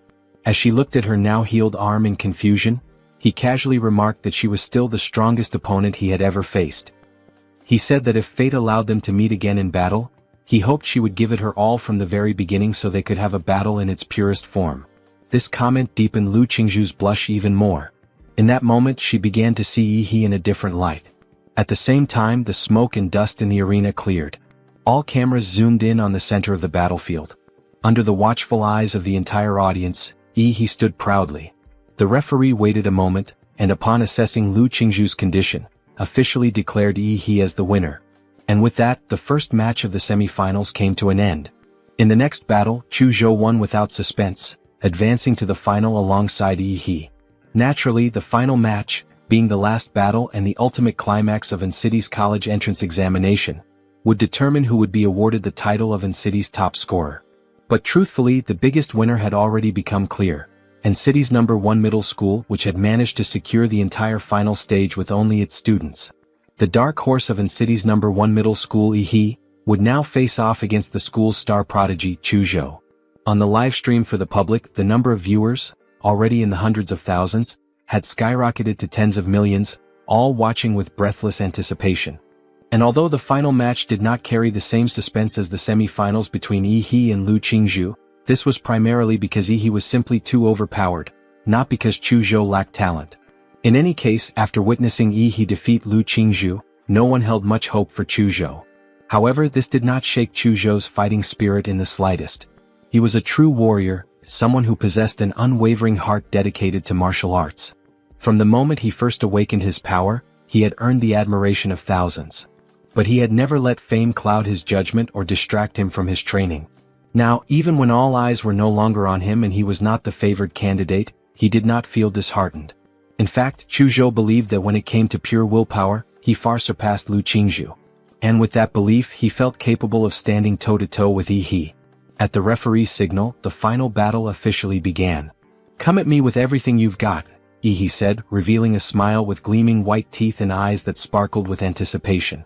Despite having defeated the so-called strongest candidate, Lu Qingzhu, he had no intention of underestimating Chu Zhou. From what he had observed, Chu Zhou likely possessed the highest combat intelligence among all the candidates this year. Remaining composed, Chu Zhou brought his hands together and slowly opened them, and in his palms, an icy long sword began to condense. This was the manifestation of his bloodline ability, ice sculpture. A layer of frost-infused martial energy enveloped his entire body, effectively insulating him from the surrounding nuclear radiation. This clear countermeasure showed that Chuzhou had thoroughly studied Yi's fighting methods and had come prepared. With unwavering focus in his eyes, Chuzhou launched into action using the 7-star steps. In an instant, his body blurred and left behind countless indistinct afterimages as he rapidly advanced toward Yi. Then came the sound of a sharp whoosh. Hundreds of cold blades lunged toward Yi from all directions. Yet Yi remained motionless, not even bothering to distinguish the real Chuzhou from the many illusions. He had his own method for disrupting this barrage of shadows. Clenching his fists tightly, the muscles in his arms bulged and became as solid as iron bars. What was even more impressive, however, was the blue atomic and martial energy pulsing around his arms in thick waves. The radiant blue glow made the veins across his arms stand out vividly. With a sudden movement, Yi unleashed his explosive fist, his punch slamming violently into the ground. The floor trembled and an enormous burst of blue energy erupted outward. With a thunderous boom, nuclear energy engulfed the area within a 10-meter radius around him. Forced by the blast, Chuzhou had no choice but to retreat. What a monster! Chuzhou stared at the dented arena, now looking like it had been bombarded by artillery fire, feeling a deep sense of dread. With his current defensive capabilities, there was no way he could face Yi in a direct, head-on fight. In other words, was there truly any warrior of their age who could go toe-to-toe with Yi in close combat? Even Xingguan, the monstrous prodigy from Qingfeng Private High known for his raw physical strength, had no choice but to admit defeat and surrender once Yi's bloodline had fully awakened. At this moment, Chuzhou made a decision. Since close-quarters combat was out of the question, he would have to rely on long-range attacks to wear Yi down. Chuzhou activated his awakened bloodline, the Ice Element Dragon. Crystalline, ice-like dragon scales emerged from his body. His eyes shifted into golden vertical slits, and a pair of obsidian black horns protruded from his head. With the power granted by his bloodline, he launched one of its signature techniques, Ice Pulse. In an instant, a fierce cold wind swept through the arena, and massive ice spikes formed a towering tsunami of ice, dozens of meters high, which surged violently toward Yi. Now, while the Ice Dragon ranked lower than king-level bloodlines like the Shadow Tiger King and Venus Ape Demon among the third-tier magical beasts, in Chuzhou's hands, its combat power exceeded even that of Kai Shaoling and Xingguan. Both the audience and the examiners were stunned. With this tremendous bloodline power, a wave of ice engulfed the entire arena and the stadium, until now bathed in the scorching summer sun, plummeted in temperature to below freezing. The live stream, which had been non-stop in showing Yi's dominance, suddenly went quiet. Yi's critics erupted in celebration, proclaiming Chuzhou's handsomeness and labeling Yi as a devil. Chuzhou breathed heavily. The sudden release of such overwhelming frost energy had put a heavy strain on his body. And though Yi was now frozen solid within the thick layers of ice pulse, Chuzhou did not allow himself to relax. He wasn't foolish enough to believe Yi would be taken down that easily. But just then, as the iceberg began to melt, comments on the live stream started pouring in rapidly, and from within the ice, Yi's wide-open mouth became visible, emitting a brilliant blue atomic glow. A breath of annihilation had already begun brewing in his throat. And in the very next second, a blinding blue energy beam blasted through the iceberg and shot straight toward Chuzhou. Chuzhou, who had been cautious the entire time, stared wide-eyed in disbelief. He couldn't comprehend how Yi had managed to break through such thick ice so quickly and with such ease. He immediately leapt backward, manipulating the ground beneath him to raise a massive icicle infused with martial energy to serve as a defensive barrier. When the blue energy beam slammed into the thick icicle, it triggered a thunderous explosion. Fortunately, Yi's atomic breath this time was mainly intended to free himself from the frozen trap, so its power wasn't nearly as overwhelming as in previous attacks. Still, it was nothing short of excessive. Yi's abilities were undeniably the most terrifying that any examiner had ever witnessed. Nuclear radiation, nuclear explosions, nuclear lasers. Was it even reasonable to expect a high school graduate to wield or withstand such destructive power? The melted ice evaporated instantly under the intense heat radiating from Yi's body as he stepped forward, once again clad in his signature nuclear light battle form. The atomic reactions within Yi's body accelerated, and a layer of dazzling blue flames enveloped him entirely. Any ice within 5 meters of him vaporized into mist. It truly seemed as though Chuzhou's ice-based power had been completely countered. Yi strode forward toward Chuzhou, leaving behind scorched, melting footprints with every step. No matter how Chuzhou activated his ice-attributed bloodline to attack, it was of no use. The difference in power was simply too vast. So far, only Lu Qingzhu had managed to face Yi head-on in this form. Even Xinguan had chosen to surrender directly. Still, Chuzhou wanted to give it a try. His golden dragon eyes glinted as he stared intently at Yi. He informed his overwhelmingly powerful opponent that the next move would be his final one, the current limit of his martial arts ability, something he had originally reserved for a potential clash with Lu Qingzhu. Chuzhou closed his eyes, shut off all 5 senses, and pointed the ice sword in his hand straight toward the sky. A layer of frost spread across his body, and the crystalline dragon scales gleamed even more brilliantly than before. This marked the full release of his bloodline's power. A singular, destructive sword intent emanated from him. The first to react was the mayor, whose face showed a look of shock no less intense than when he had seen Lu Qingzhu perform the Xinhuang martial technique. This is sword intent, he thought silently, stunned. But how old is Chuzhou to already have reached this level of strength? Accompanied by a sudden, chilling wind, Chuzhou lunged at Yi. A high-pitched dragon's roar and the sharp, ringing tone of a sword echoed throughout the arena. Drops of fresh, hot blood fell to the ground, sizzling and burning small holes where they landed, as Yi displayed his slightly injured hand. There was a sword wound on the back of his hand, deep enough to draw blood. But the torn flesh began to twitch, and soon that familiar blue glow returned, indicating that it was slowly healing itself. Calmly, Yi told Chuzhou to wait until he could get a better sword. Only then might he have a real chance to cut through his skin properly. Chuzhou's eyes widened in complete disbelief as he stared at the shattered remains of his ice sword. He knew without a doubt that he had lost. Yet curiosity compelled him to ask Yi how much of a chance he had really stood. "Well, your chance was slightly better than a desperate sycophant's," Yi replied. With a soft sigh, Chuzhou raised his hand, looked toward the referee and announced his surrender. And with that, Yi was officially declared the winner of City's college entrance examination finals. The audience erupted in cheers and viewers across every livestream platform burst into celebration, especially Yi's countless fans. It was almost unbelievable that the dark horse of this year's exams had truly remained the dark horse until the very end. Yi's name and face appeared on every billboard, every news station, and every streaming platform as netizens flooded the internet with praise and adoration for the city's champion.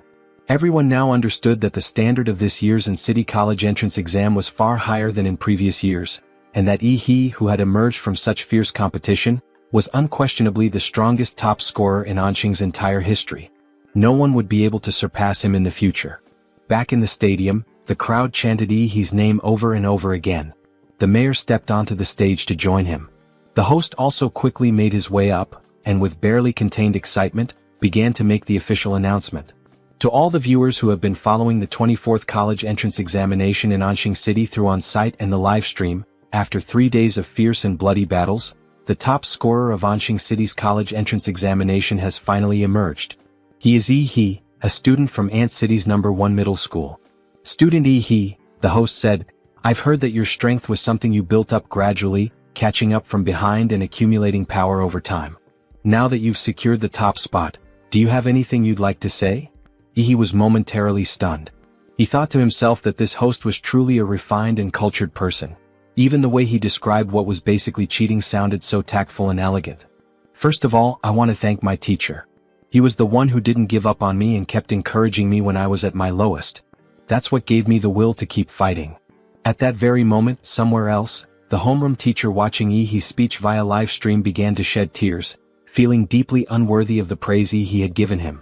In truth, he felt he had completely failed in his duty for not noticing this monster of a student until just before the college entrance examination.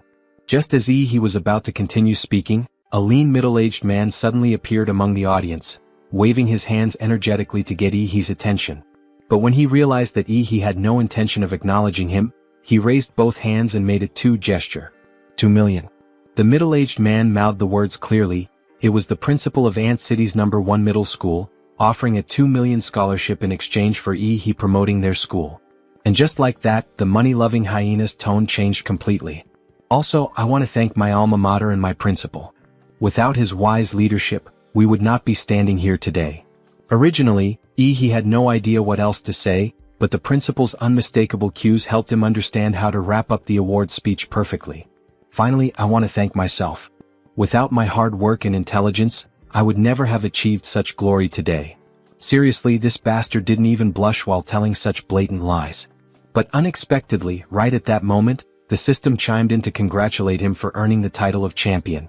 He would be rewarded with a random template ability. His eyes widened in surprise. It turned out the template came with an achievement system as well. He was dying to check out what kind of new ability he had just earned, but considering the ongoing award ceremony and the tens of thousands of eyes currently watching him, there was no way he could examine it in detail just yet. It seemed he would have to wait until later. Meanwhile, in the stadium hallway, a swarm of reporters had already cornered IHI, cameras and microphones closing in from every direction. IHI, was there a lot of pressure winning this year's championship? How did you manage such rapid growth in just 6 months? Will you be applying to Capital Star University? IHI raised his hands in surrender, exasperated. Please stop chasing me. I really need to pee. But one sleazy-looking guy shoved a phone in his face, smirking. IHI, quick question. Between Lu Qingzhu and Kai Shaoling, who's prettier? Or are you more into Xingguang? Or maybe Chuzhou? Nope, I'm out. IHI bolted like a rocket.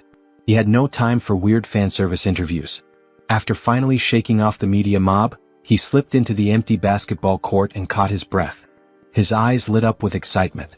So the template isn't a one-and-done deal. I can unlock more through the system? This is insane. I love it. Just then, a calm voice spoke behind him. IHI, congratulations on becoming the top scholar. IHI jolted in surprise and spun around, thinking another reporter had tracked him down. The man took off his hat and smiled. Relax. I'm not with the media. I'm from Capital Star.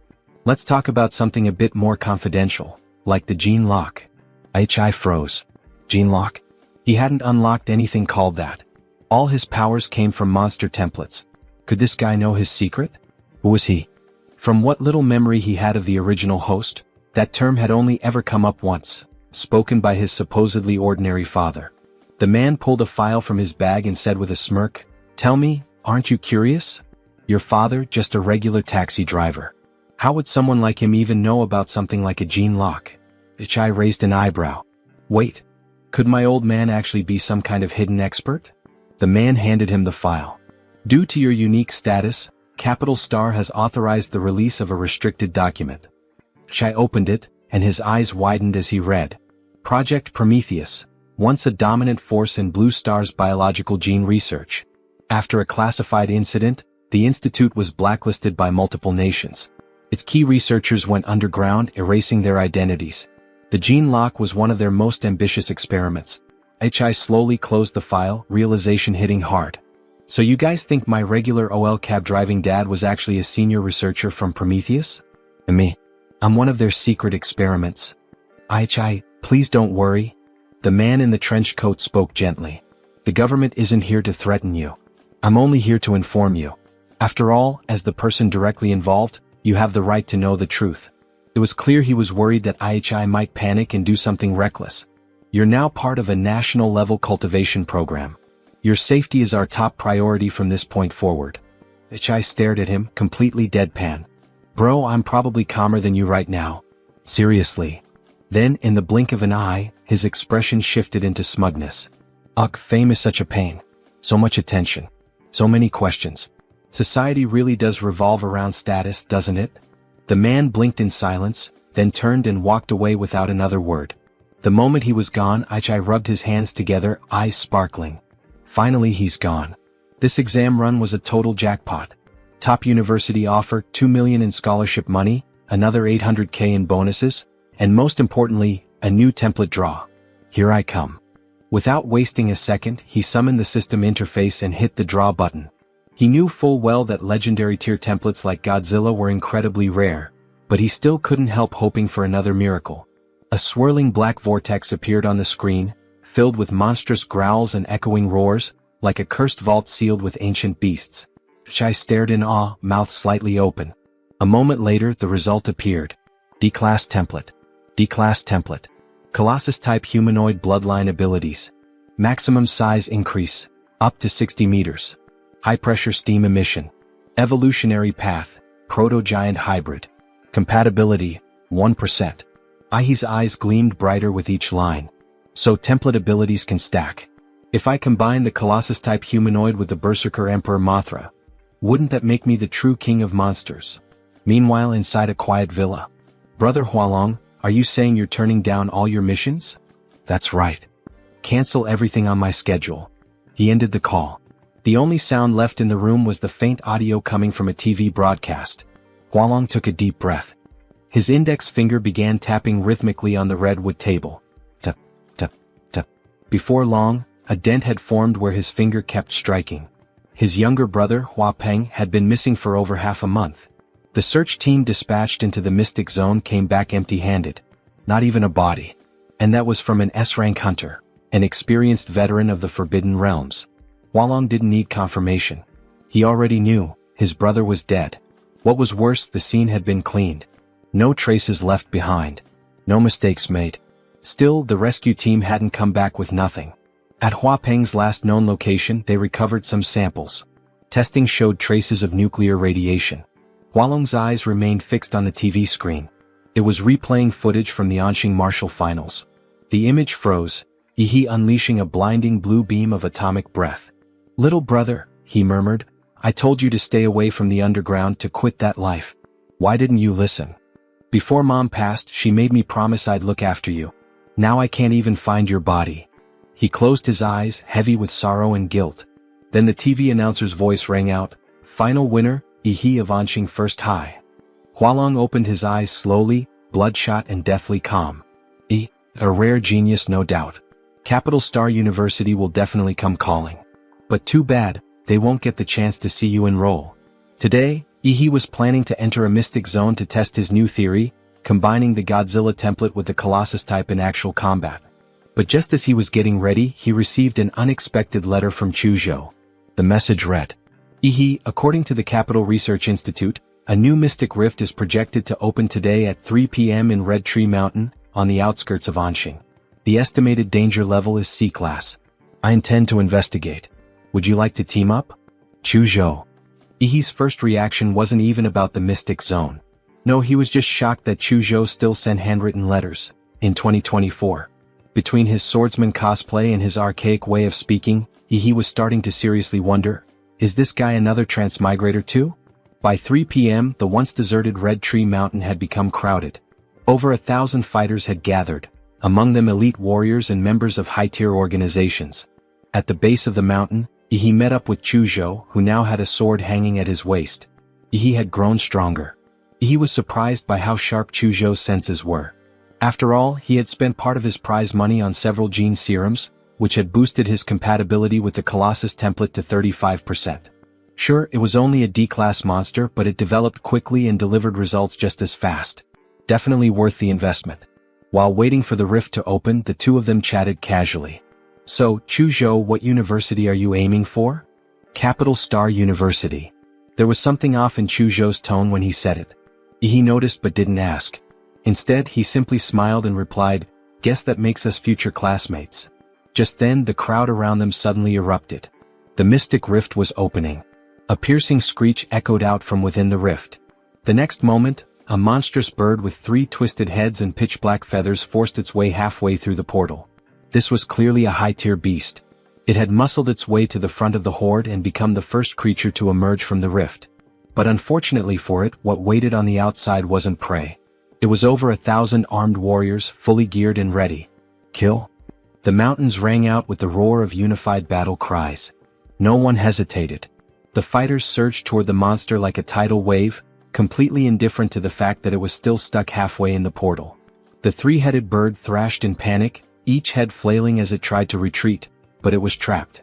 Within seconds, its massive body was trampled, crushed under the weight of boots, blades, and deafening war cries. As the saying goes, the early bird gets the beatdown. Yi and Chuzhou, blending into the crowd, slipped through the rift right behind the first wave of warriors. On the other side, they were greeted by a breathtaking sight. A forest of colossal trees, each one towering over 100 meters tall, rising like skyscrapers that pierced the sky. Suddenly, a thick, metallic stench of blood rushed into Yi's nostrils. He looked ahead. The entrance to the rift had already become a battlefield. A small-scale beast tide was crashing into the newly arrived warriors. Screams, roars, and the clash of steel collided in the air, forming a brutal, chaotic symphony of war. He quickly realized these warriors weren't just here to loot the Mystic Zone, they were holding the front line for a reason. According to the Blue Star Defense Act, all licensed martial artists have both the freedom to explore Mystic Zones and the duty to protect the real world from any beast tide. Anyone who ignores that duty and allows a tide to break through into the outside world, resulting in civilian casualties, will have their warrior status revoked and be tried in military court. For a warrior, the greater the power, the heavier the responsibility. He and Chu Zhou joined the front line, pushing back against the incoming wave of beasts. Chu Zhou activated his bloodline, unleashing waves of icy energy that froze the beast's legs in place, locking down the path ahead. Suddenly, a beast lunged at him from behind. In a split second, he launched his atomic detonation fist, blowing the ambushing beast into a cloud of mist and melted flesh. "Watch your back," he said, completely unfazed. Then, almost lazily, he added, "These Mystic Zone beasts? Not a single one of them can put up a decent fight." Behind him lay a scorched battlefield littered with smoldering corpses. Chu Zhou was stunned. He had been carefully holding the line, struggling to contain the tide, while he had already wiped out an entire section of monsters by himself.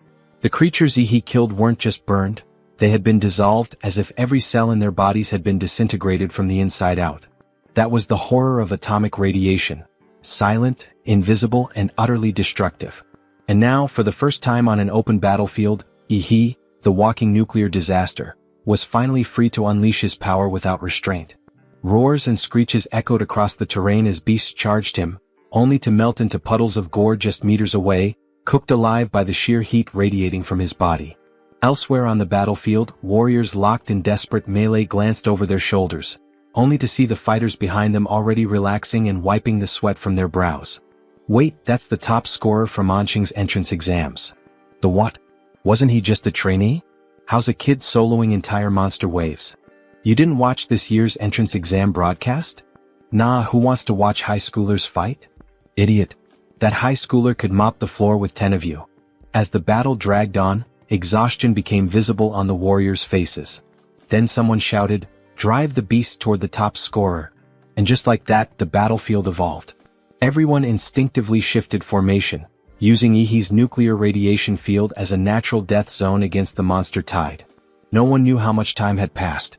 Then, a signal flare exploded in the sky. Eyes dulled by fatigue suddenly lit up. Decapitation confirmed. The alpha beast is down. We did it. The tide is breaking. Monsters are retreating.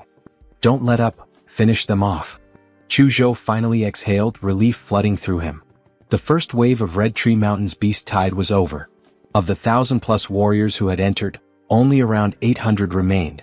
He strolled over casually, dragging several massive sacks behind him. His relaxed attitude stood out starkly among the blood-soaked and battered survivors.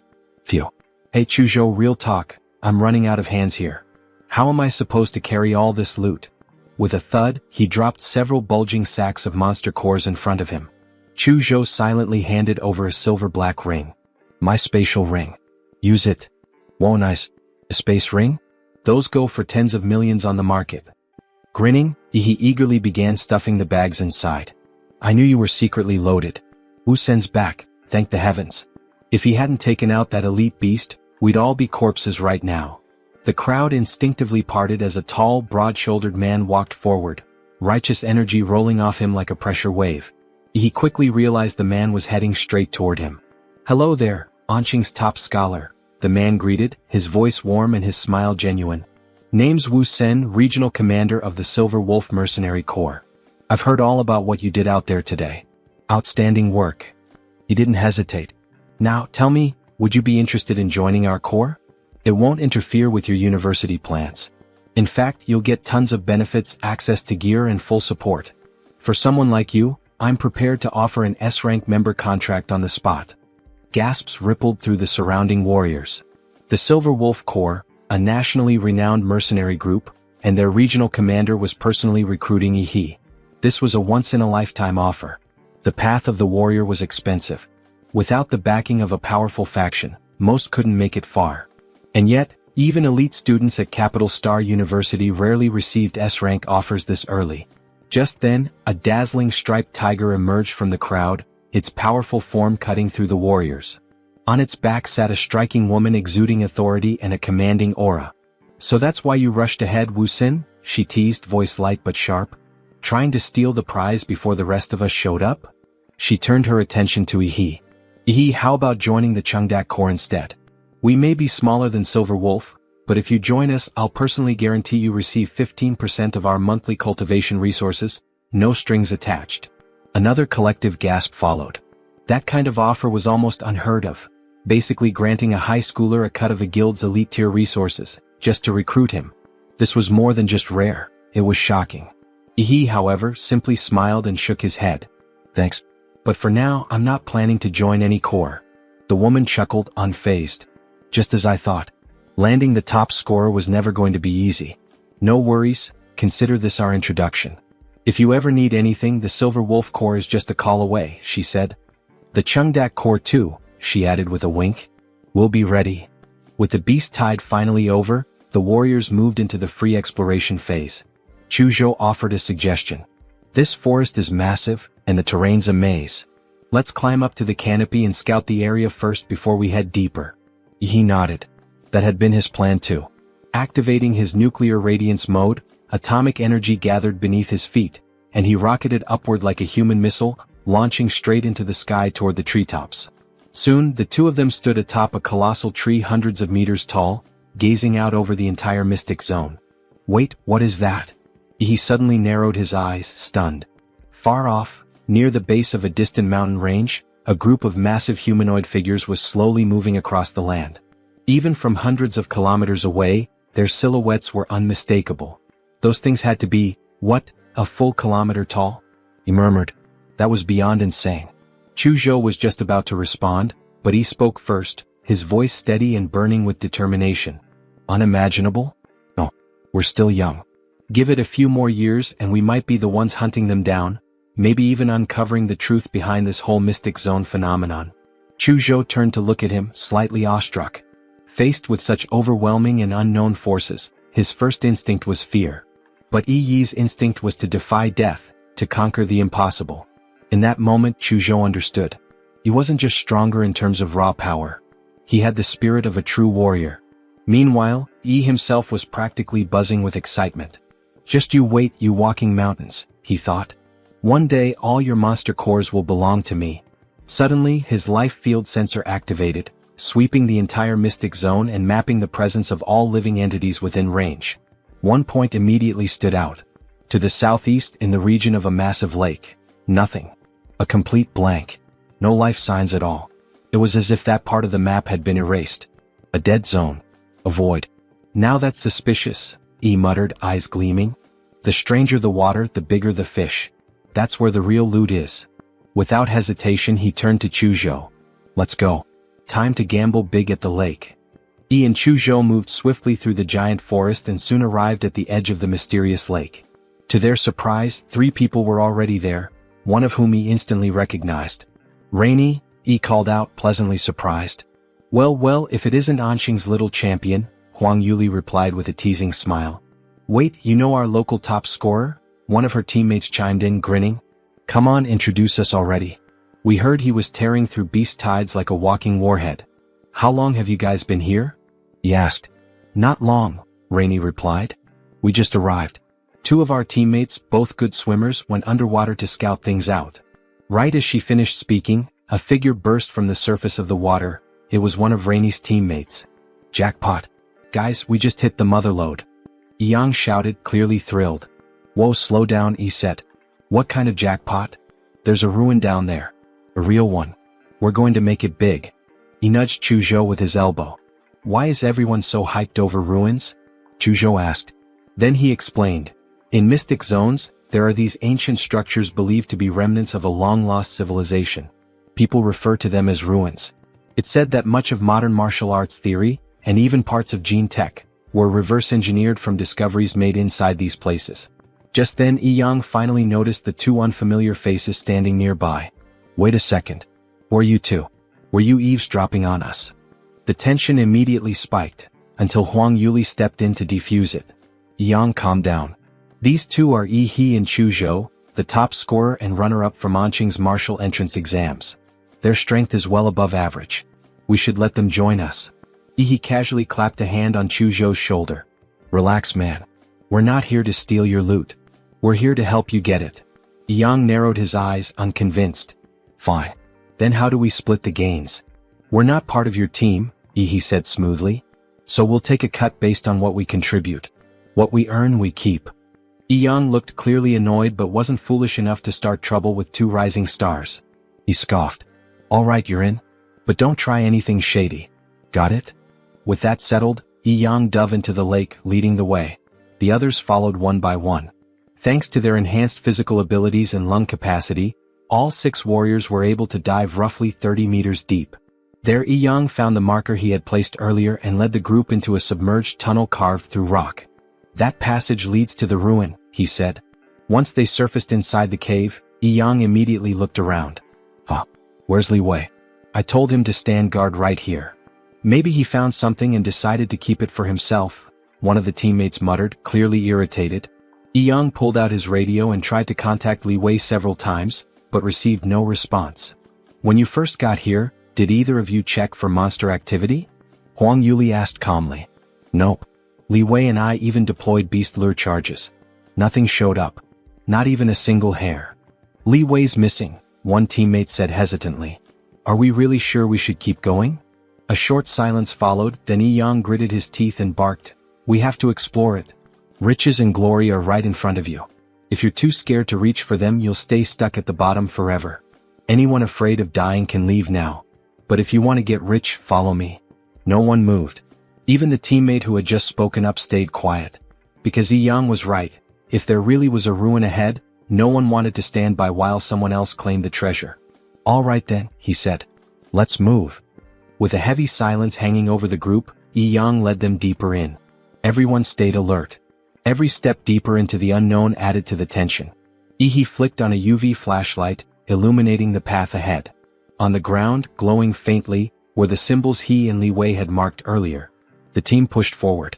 The tunnel gradually narrowed until only one person could move through at a time. Yi He, walking in the cramped space, narrowed his eyes slightly and glanced back at Chu Zhou. Their eyes met, and they mouthed silent words to each other. Something's off. Chu Zhou's lips moved soundlessly. Yeah, the timing doesn't add up. Rainey said they only arrived at the lake 10 minutes ago. Yet somehow these two found the cave, swam through the lake, located a hidden tunnel, and navigated all the way to the ruin's entrance. That's not scouting, he whispered under his breath. That's wallhack level intel. Pretty obvious we're being played, Chu Zhou said. Want to warn your friend and bail? But he only smirked, his eyes gleaming with confidence. Relax. I've got a trump card. Soon the group emerged into a massive underground cavern, easily the size of a football field. Every inch of the floor, walls, and ceiling was covered in dark green vines. But what made their blood run cold were the things trapped within those vines, dim, lifeless monster cores and piles of ash where living creatures had been reduced to dust. No wonder the lake had been so eerily quiet. Something here had already devoured every other predator. Huang Yuli's expression darkened instantly. Her voice turned cold. Yang, where's the ruin you promised? A piercing scream cut through the air. One of her teammates was pointing in horror toward the far side of the cavern. Suspended in midair, wrapped in thick vines and pierced straight through the chest, was a mummified corpse. Judging by the clothes, it was Li Wei. Huang Yuli and another woman stumbled back, faces pale and horrified.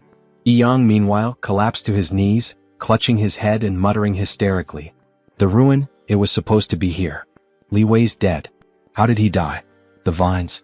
The vines. Suddenly, clarity flickered in his eyes. His voice broke into a desperate shout. I think the vines got to me too. Splat. His head exploded like a firecracker, spraying blood and shattered bone everywhere. From the ruined remains, several vines slithered out, twisting through the air like demonic tentacles. Yang. Huang Yuli screamed, her voice cracking with disbelief and horror. In that instant he acted. He unleashed a devastating atomic breath right at the threat. Boom. A blinding beam of blue energy tore through the air, vaporizing the upper half of Yang's body along with the writhing vines that had infected him. Yi's eyes were cold, his tone even colder. I didn't expect a monster with this level of intelligence. It killed 2 fighters, took control of one's body, and used him as bait to lure in more victims. That's not hunting. That's a calculated ambush. Which meant, they were already deep inside the creature's feeding ground. Crush. Behind them, massive stones and thick vines suddenly collapsed, sealing the only exit completely. Chuzhou's eyes locked on the moving vines. I've read about this species. It's a Tier 2 Royal Class monster. A ghost vine demon. Huang Yuli's breath hitched. Royal Class? Those aren't even measured by normal tiers. We're all Tier 1 at best. We can't handle that kind of power. He just cracked a wide grin, flashing his white teeth. Don't care what tier it is. Watch me blow it to pieces. Just as he was about to activate his Titan form. Boom. The collapsed tunnel behind them erupted open from the other side. A figure emerged, cloaked in black, his entire body shrouded in raging blood energy that distorted the air around him. A trail of crimson smoke billowed behind him like a battlefield banner. I've come to kill you. Someone in the group gasped. That's Blood Chi Smoke. He's a stage 8 martial artist. Yehi turns around and, surprised, asks if someone actually still remembers him. The man reveals that he tracked Yehi by following the radiation left behind by a red tree's energy in the mountains. He explains how he suppressed his own presence and secretly followed Yehi into the underground cave to avoid being detected. Even though he used stone walls to block the path, he was still found out, and now he's determined to kill Yehi, the only person who managed to escape their deadly ambush before. Yehi casually asks who he is, pretending not to recognize him at all. The man charges at Yehi, shouting in fury and launching an attack. But as he moves in, he's suddenly caught off guard by vines lurking around him and realizes too late that he's been lured into the ghost vine demon's lair. Furious, he screams that the demon is now targeting him and demands to know if this was Yehi's plan all along. Yehi calmly explains that the ghost vine demon has a trait of absorbing rage and spiritual energy, all while the man continues to attack wildly. The enraged man unleashes a massive blast of energy, but Yehi mocks him for being so over the top when they've only just met. Yuli realizes the cave is beginning to collapse from the force of their battle. She yells for everyone to move and get out of the way quickly. Yehi powers up, his body glowing with intense blue lightning, and gets ready to launch a massive counterattack. He fires a spiraling energy blast upward with full force. The blast crashes into the ceiling, sending rocks and debris flying in all directions. Yehi tells Yuli and the others to escape first. He'll stay behind and hold off the monster. The fiery man roars and attacks again, yelling for Yehi to stop running. Suddenly, a powerful ice barrier bursts out as a sword technique called Sword Will Soul Shield activates. Chuju stands firmly with his sword drawn, declaring that as long as he's there, no one will lay a hand on Yehi. The attacker scoffs arrogantly, mocking the ice defense and reminding them that he's an 8th rank martial artist. Yehi responds by unleashing a powerful lightning strike, sarcastically asking the man where he's looking. He follows up with a fierce energy-charged punch called Plasma Shock Fist. The impact of the blow triggers a massive blue explosion, shaking the entire battlefield. Yehi tells Chuju to fall back, acknowledging that their opponent is a high-level warrior, and that he'll take care of this one himself. Yehi steps forward and tells his team to leave the enemy to him. After the intense battle, the demon beast is finally defeated, leaving behind a calm lake surface, now shattered and still. Chuju urgently asks where Yehi is. Looking around with concern, Chuju, injured and soaked, remains silent as he stares ahead with a serious expression. Suddenly, a powerful explosion of blue energy bursts from the ground, violently shaking the surroundings. A monstrous figure rises out of the energy blast, its body crackling with lightning. The mutant creature appears to be falling apart in midair, unable to withstand the power of the attack. Chuju stands confidently with Yulai behind him, while the crowd watches in stunned silence, taking in the aftermath of the battle. A massive burst of blue lightning fills the sky, forming the shape of a giant humanoid figure in the clouds. Yehi, now shirtless, leaps out of the lake just as his companions rush toward him. Yehi sits cross-legged on the grass, quietly restoring his energy, while Chuju stands at his side, speaking to him in a calm tone. Chuju laughs nervously while Yehi, looking skeptical, taps his chin as he tries to make sense of everything that just happened. Clenching his jaw and sweating slightly, Yehi secretly considers using his monstrous power to shift the situation in his favor. Yehi and the others politely bid farewell to the group, promising to repay their help once they escape the secret realm.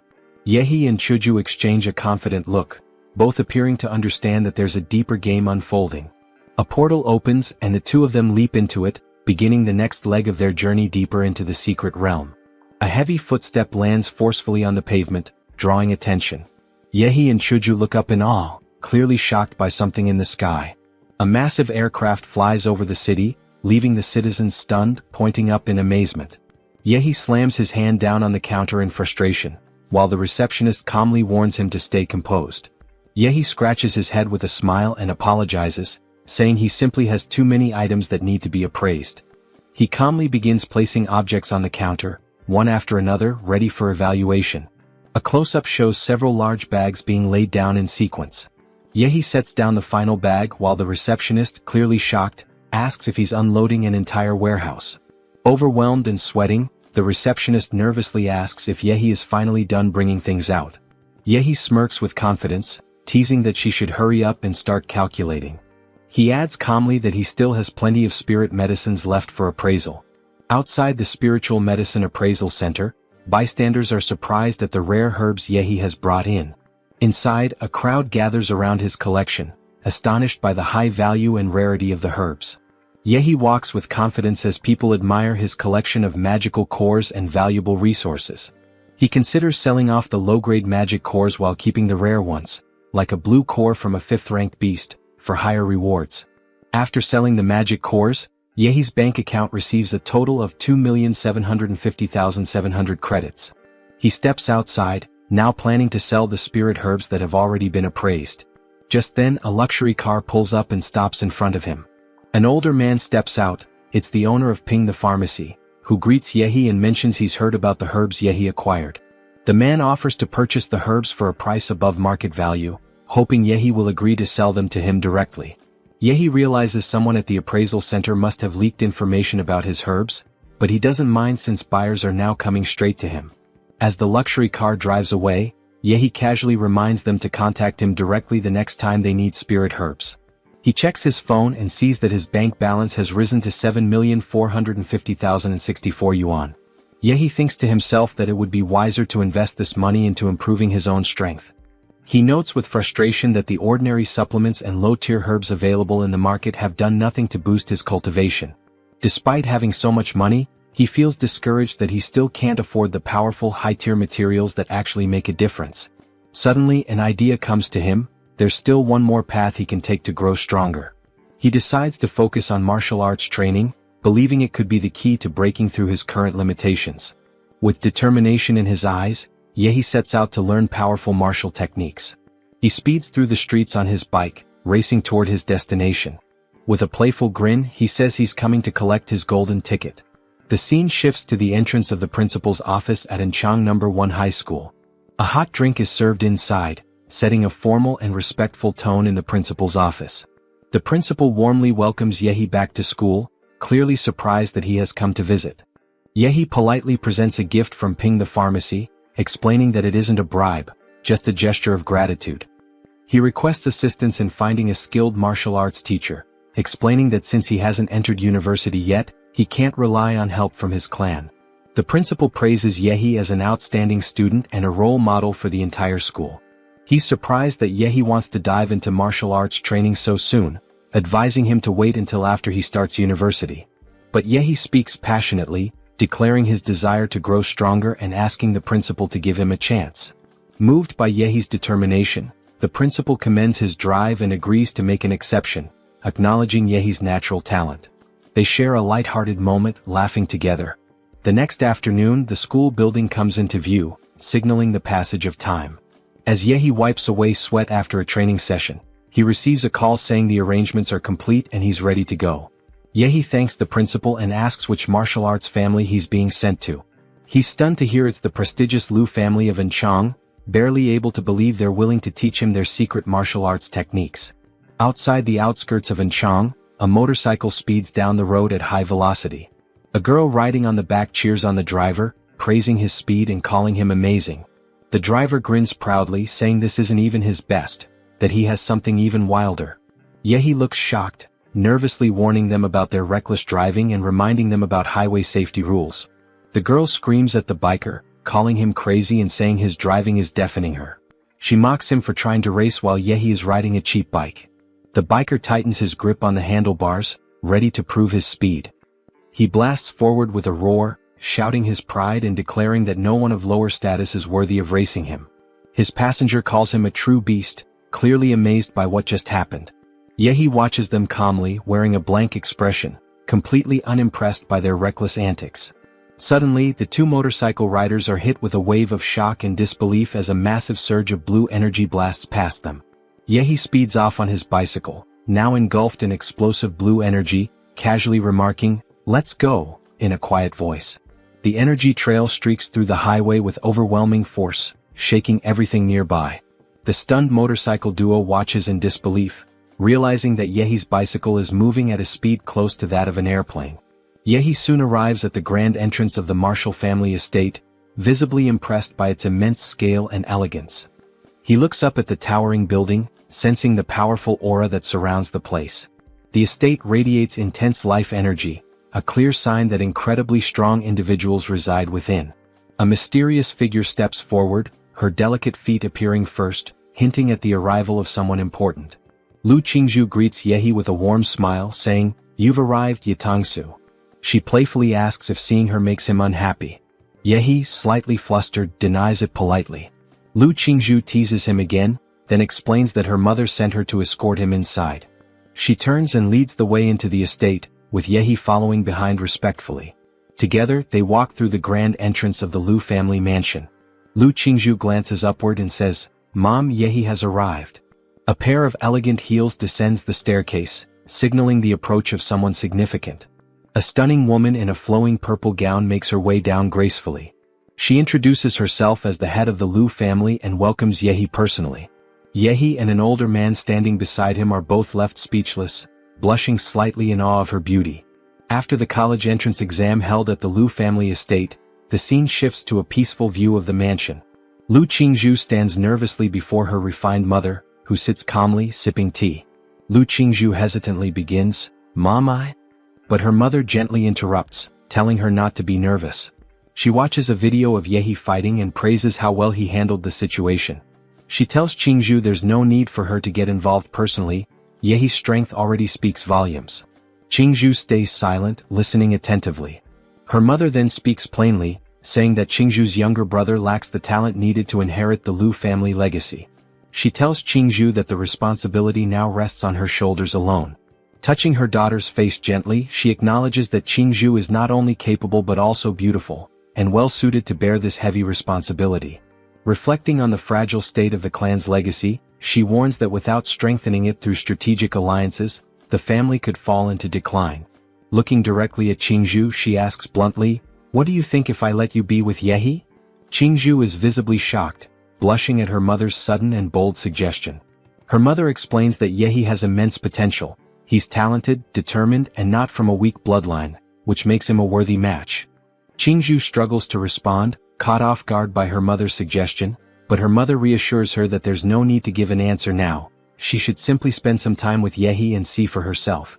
At the entrance of the estate, Yehi kneels politely to present a gift, greeting Lu Qingzhu's mother with proper respect. She receives him warmly and with grace. Lu Qingzhu's mother mentions that she heard from the school principal that Yehi is interested in studying advanced martial arts. Yehi is surprised and thinks to himself how quickly she agreed to this. She confirms it's true and tells Qingzhu to act as his guide.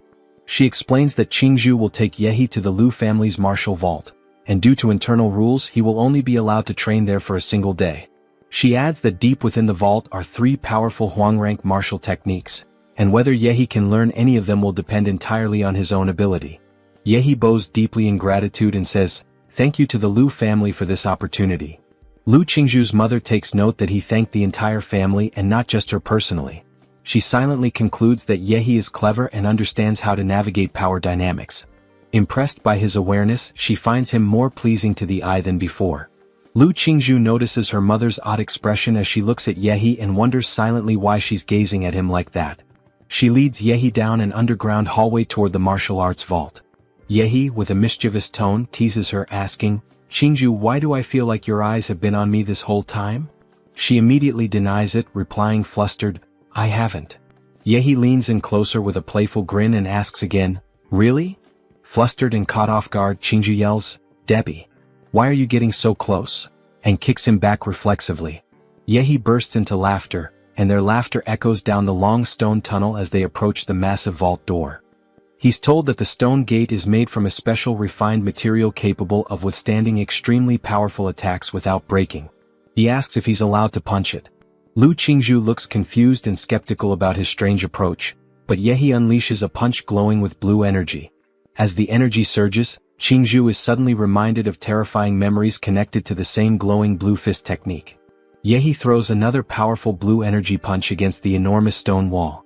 Despite the strength of the blow, the stone wall doesn't move, crack, or show any damage.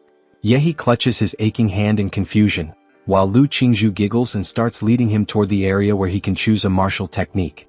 Inside a vast scroll library, Yehi is informed that he can pick any martial technique and unlock it using his identity card. Yehi and Qingju walk together toward a secure chamber that requires card access to enter.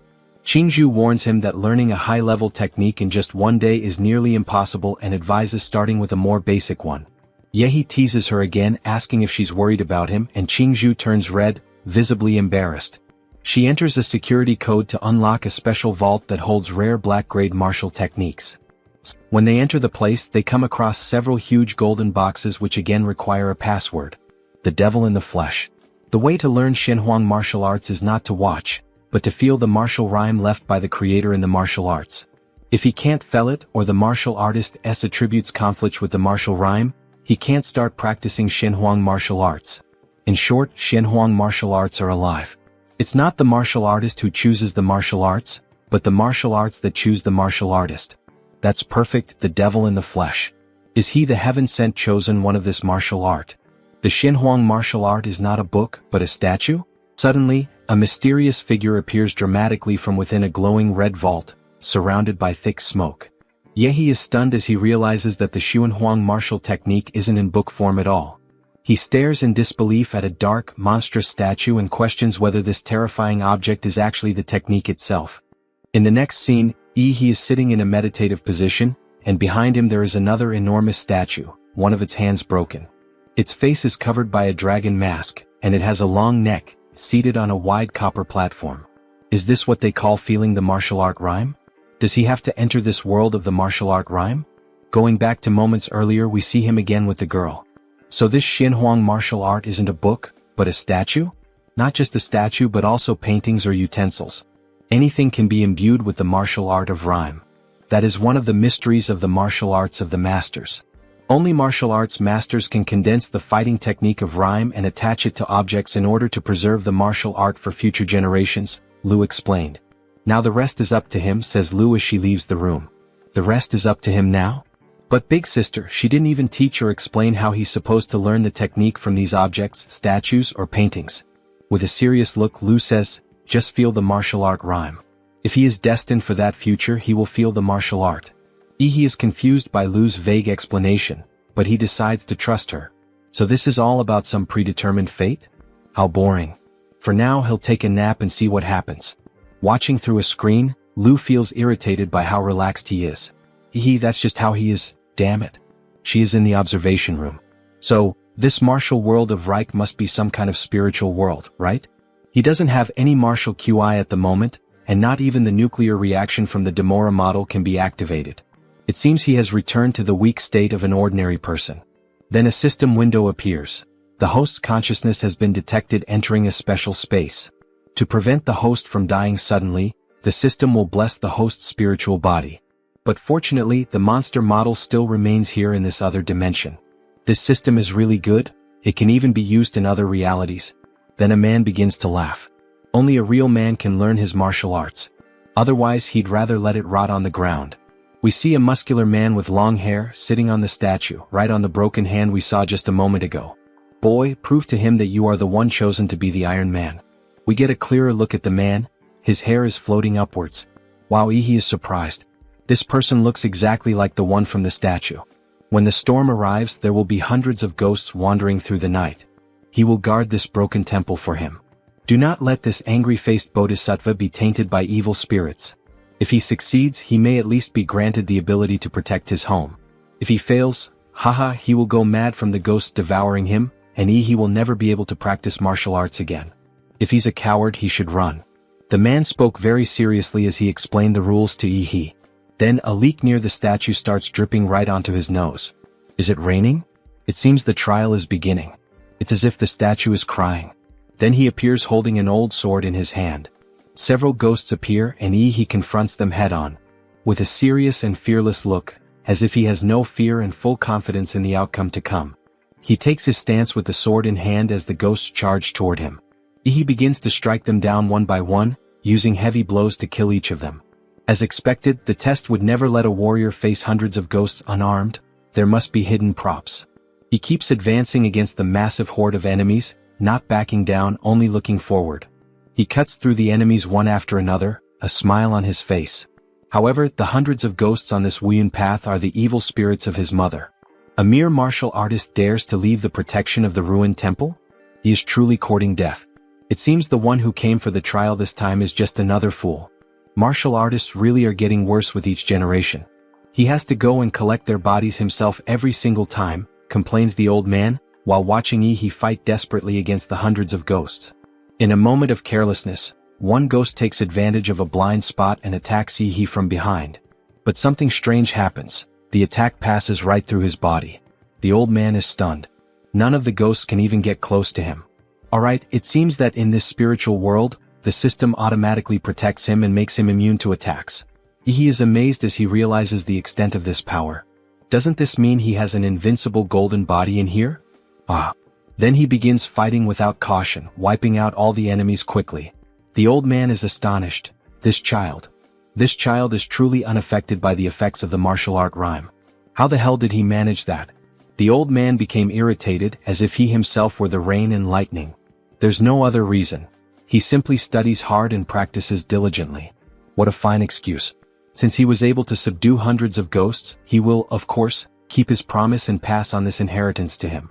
However, it will depend on whether he chooses to accept it or not. Will he be ready for such a burden? Then we see a well with a broken statue beside it, and inside the well, a strong red light glows. This well contains the essence of the evil spirit that he condensed during his lifetime. The technique of the demon in flesh and bone is also within the well. If he can refine it? However, before the old man can explain everything, he jumps in without hesitation. The old man is taken aback. Alright. This is the first time he has seen a young warrior with such a strange personality. Surely he will bear great fruit. Now we see a flashback of the old man from when he was at the peak of his strength. He was a warrior who passed through an S-level secret realm. He killed all the monsters there by himself. He lived to use the demon in flesh technique, and also died because of it. But as he grew older, his chi and blood began to decline, and the evil spirits that had been suppressed within his body started to backfire and go out of control, even killing people around him. To make sure it would never happen again and that no more mistakes would be made, he chose to end his own life.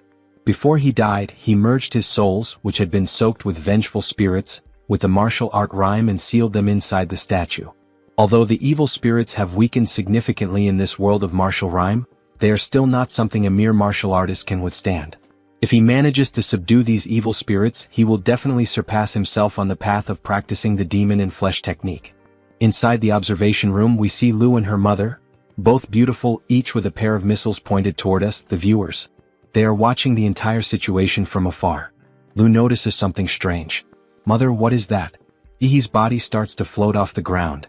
When he first fell asleep, he had a smug smile on his face, as if he were enjoying something pleasant in his dream.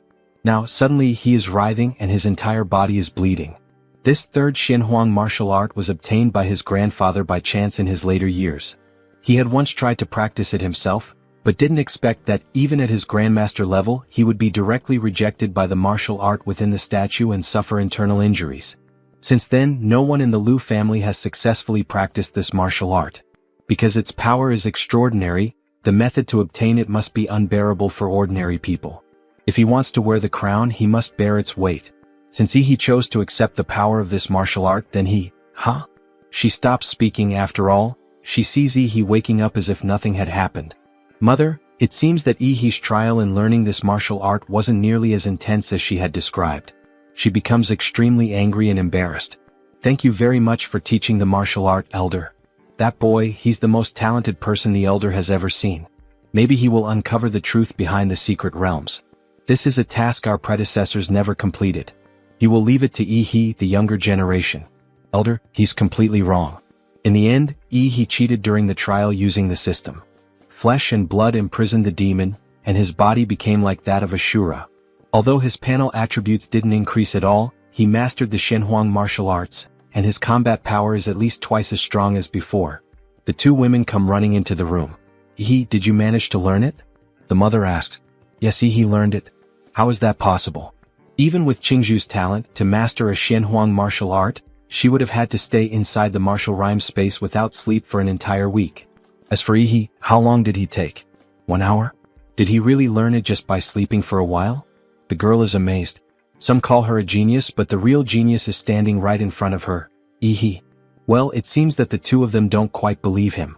So he decides to give them a demonstration. We see both of his powers together, the blue energy typical of his monster abilities, and now a new red flame standing out. This is the evil spirit he gained from the martial rhyme world. If he had to explain it, it would probably be like an enchantment in a game, something that can be added to his martial energy to make it more lethal. Then he demonstrates with a powerful punch, combining the two techniques. The tremor is so strong. She thinks she heard a ghostly wail. Could that be the evil spirit he mentioned? He truly is. We see the mother getting emotional.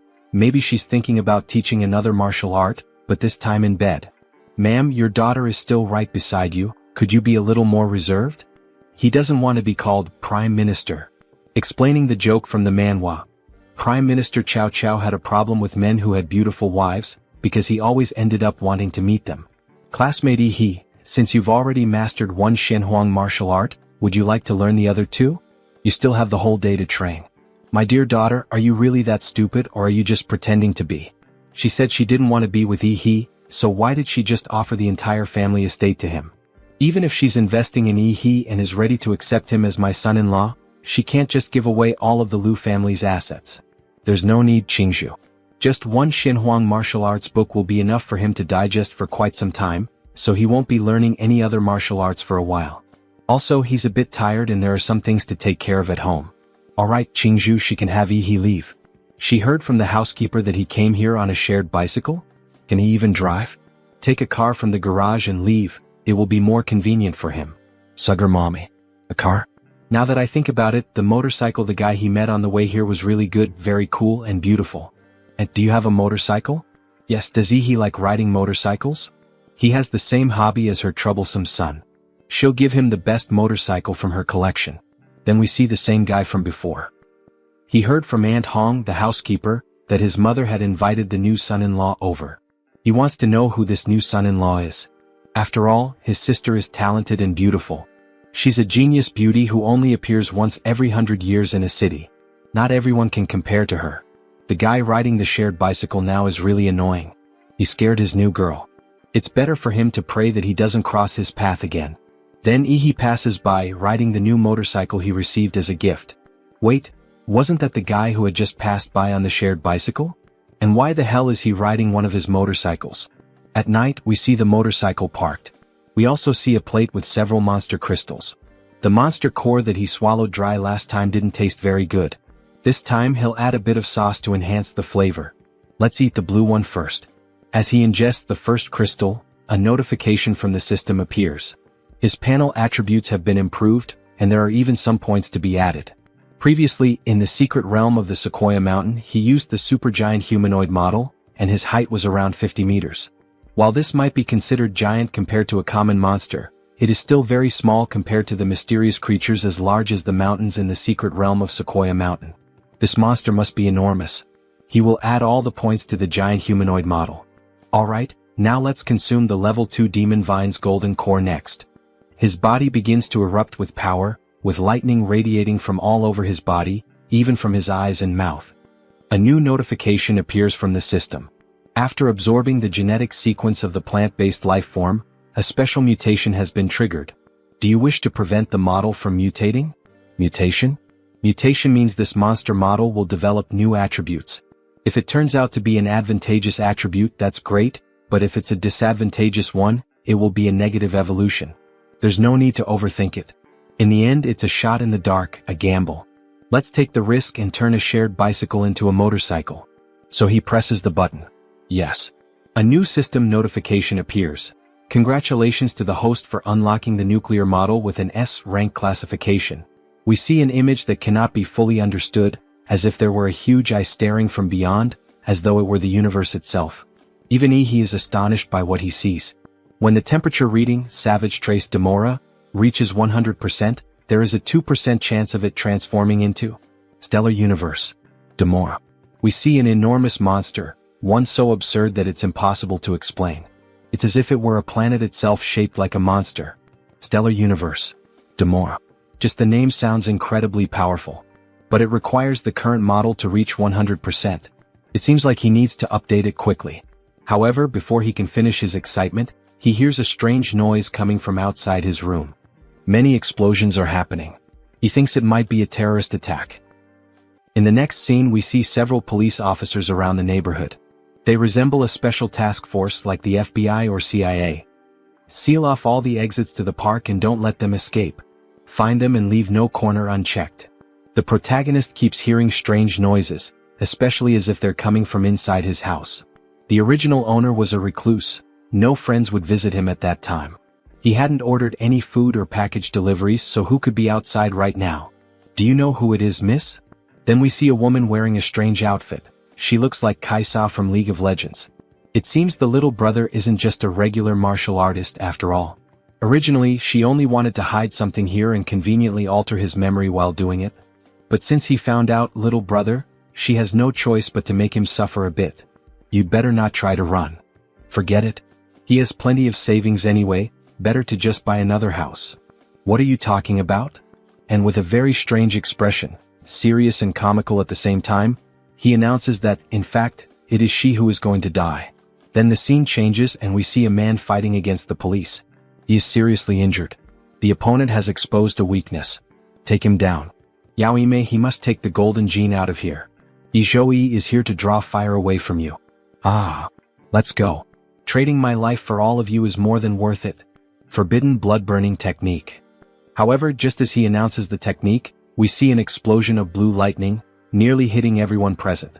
Wait, are there still more enemies? Yao Ime? Wasn't your nano battle suit originally white? Why does it now look black like charcoal? Hey sister, he risked his life just to let you take it. Grab the stuff and get out of here. What's wrong with her? Zhou, she hid the item. Let's retreat for now. Then they flee at such an extreme speed that not even the police can keep up, and they enter a nearby manhole. They run all the way to the slums, to abandoned houses. At last, they manage to escape from the police. Finally, we get a better look at the faces of the criminals. The woman looks exhausted. As expected from the nano armor, it has already repaired itself after the impact. However, he was still chasing them. A beautiful lady, she still hasn't explained why she broke into his house. She should have already realized a very serious problem. He had planned to randomly choose a lucky neighbor, but ended up choosing me, the boss. As a reward for breaking into his house, he will make sure to have some fun with all of them. The boy is shocked. How the hell did this guy manage to find them? He can sense the nuclear radiation coming from Yao Ime's body. It seems they might have something in common. If he can fight, then stop talking and let's have some fun. Now is the perfect time to test the strength of the fleshbound demon technique he learned. So with a punch combining both techniques, nuclear and demonic, he creates a swirl of mixed colors. The boy realizes this is bad and tries to defend himself. However, the attack seems to go right through his hands, striking his body directly, as if it ignores any kind of defense. A demonic face emerges from his body. The boy coughs up blood. He's been seriously injured with just one punch. He prepares another punch while holding him, and with the second strike he finishes the enemy by slamming him against the wall, leaving a huge hole in it. Ime just watches the scene, amazed by such strength. What incredible martial arts skills. Brother, which master did he train under? Hey, he's a disciple of Emperor Guangla.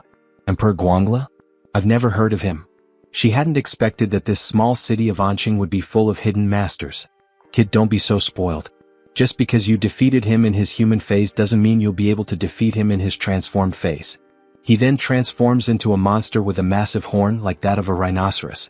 As a true 6th level martial artist, he is not someone a mere martial arts apprentice like him can handle.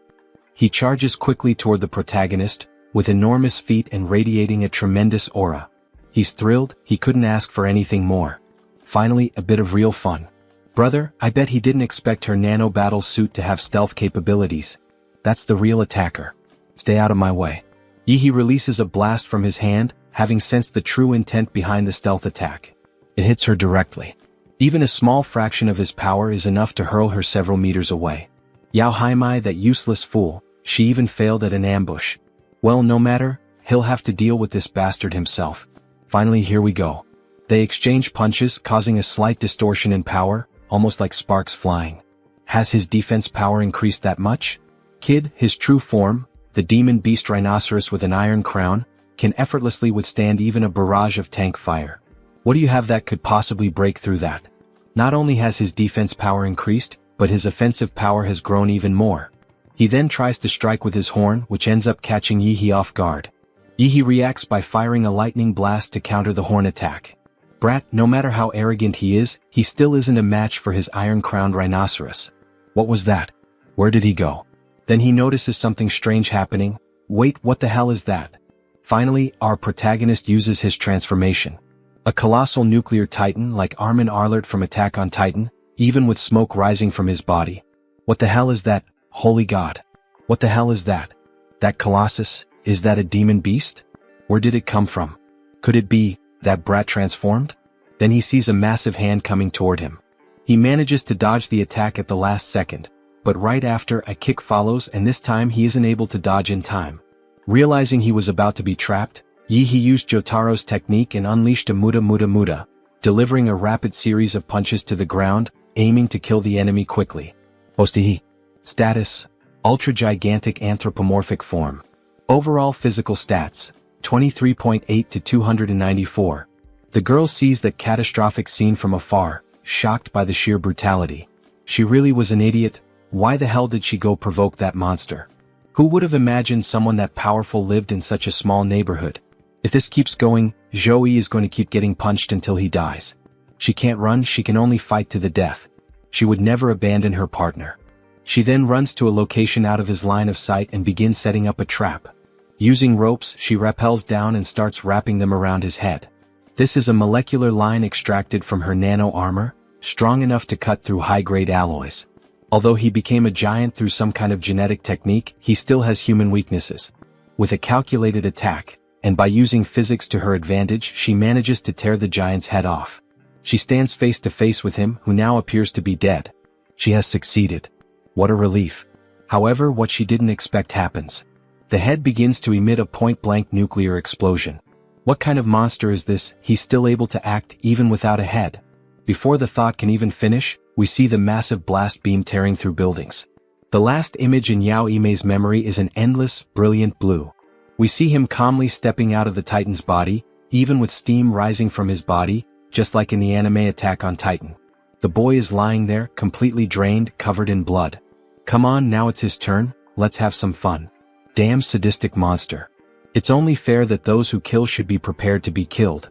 Then from far away we see an intense light. Since he's going to die anyway, he'll drag him down to hell together. Yao Haimai, the woman who was just killed, she had hidden something in his room. It's called the golden gene. With a desperate laugh he declares, now it's yours. He will be hunted endlessly because of it. Run, run. Ah. They'll be waiting for him in hell. Run my ass, he mutters, he talks too much. Then with a kick he crushes his head. The police are arriving. We need to take care of the body quickly. Things may have gone too far this time. We see the entire area destroyed, the building left with a massive hole. Then back at his apartment he starts talking on the phone. Aunt Chin, how did the police interrogation go? It's all fine now. But things haven't exactly been peaceful lately. It's better if he keeps a low profile until Huadu University starts. Don't worry, Aunt Chin. He knows him, he's the most well-behaved person of all. That's good to hear. Good thing he gave Aunt Chin a heads up in advance. Otherwise, with his signature-level nuclear explosion, the police definitely wouldn't have let him off afterward. So this is the golden gene those two were talking about? He had seen this symbol before, it was in the Prometheus file someone from Huadu had given him. It's the logo of Laser Bird, a biotech giant. Looks like those two stole this thing from Laser Bird and were being hunted during their escape. From what he said, he dragged me into this whole mess. Looks like it's time to make a change. He'll stay in a hotel tonight and sort things out from there. If you enjoyed this video, don't forget to give it a thumbs up, it really helps. And for more content like this, make sure to subscribe and hit the notification bell so you don't miss any updates. Let me know in the comments if you'd like to see another part. I'd love to hear your thoughts. See you next time. Bye-bye.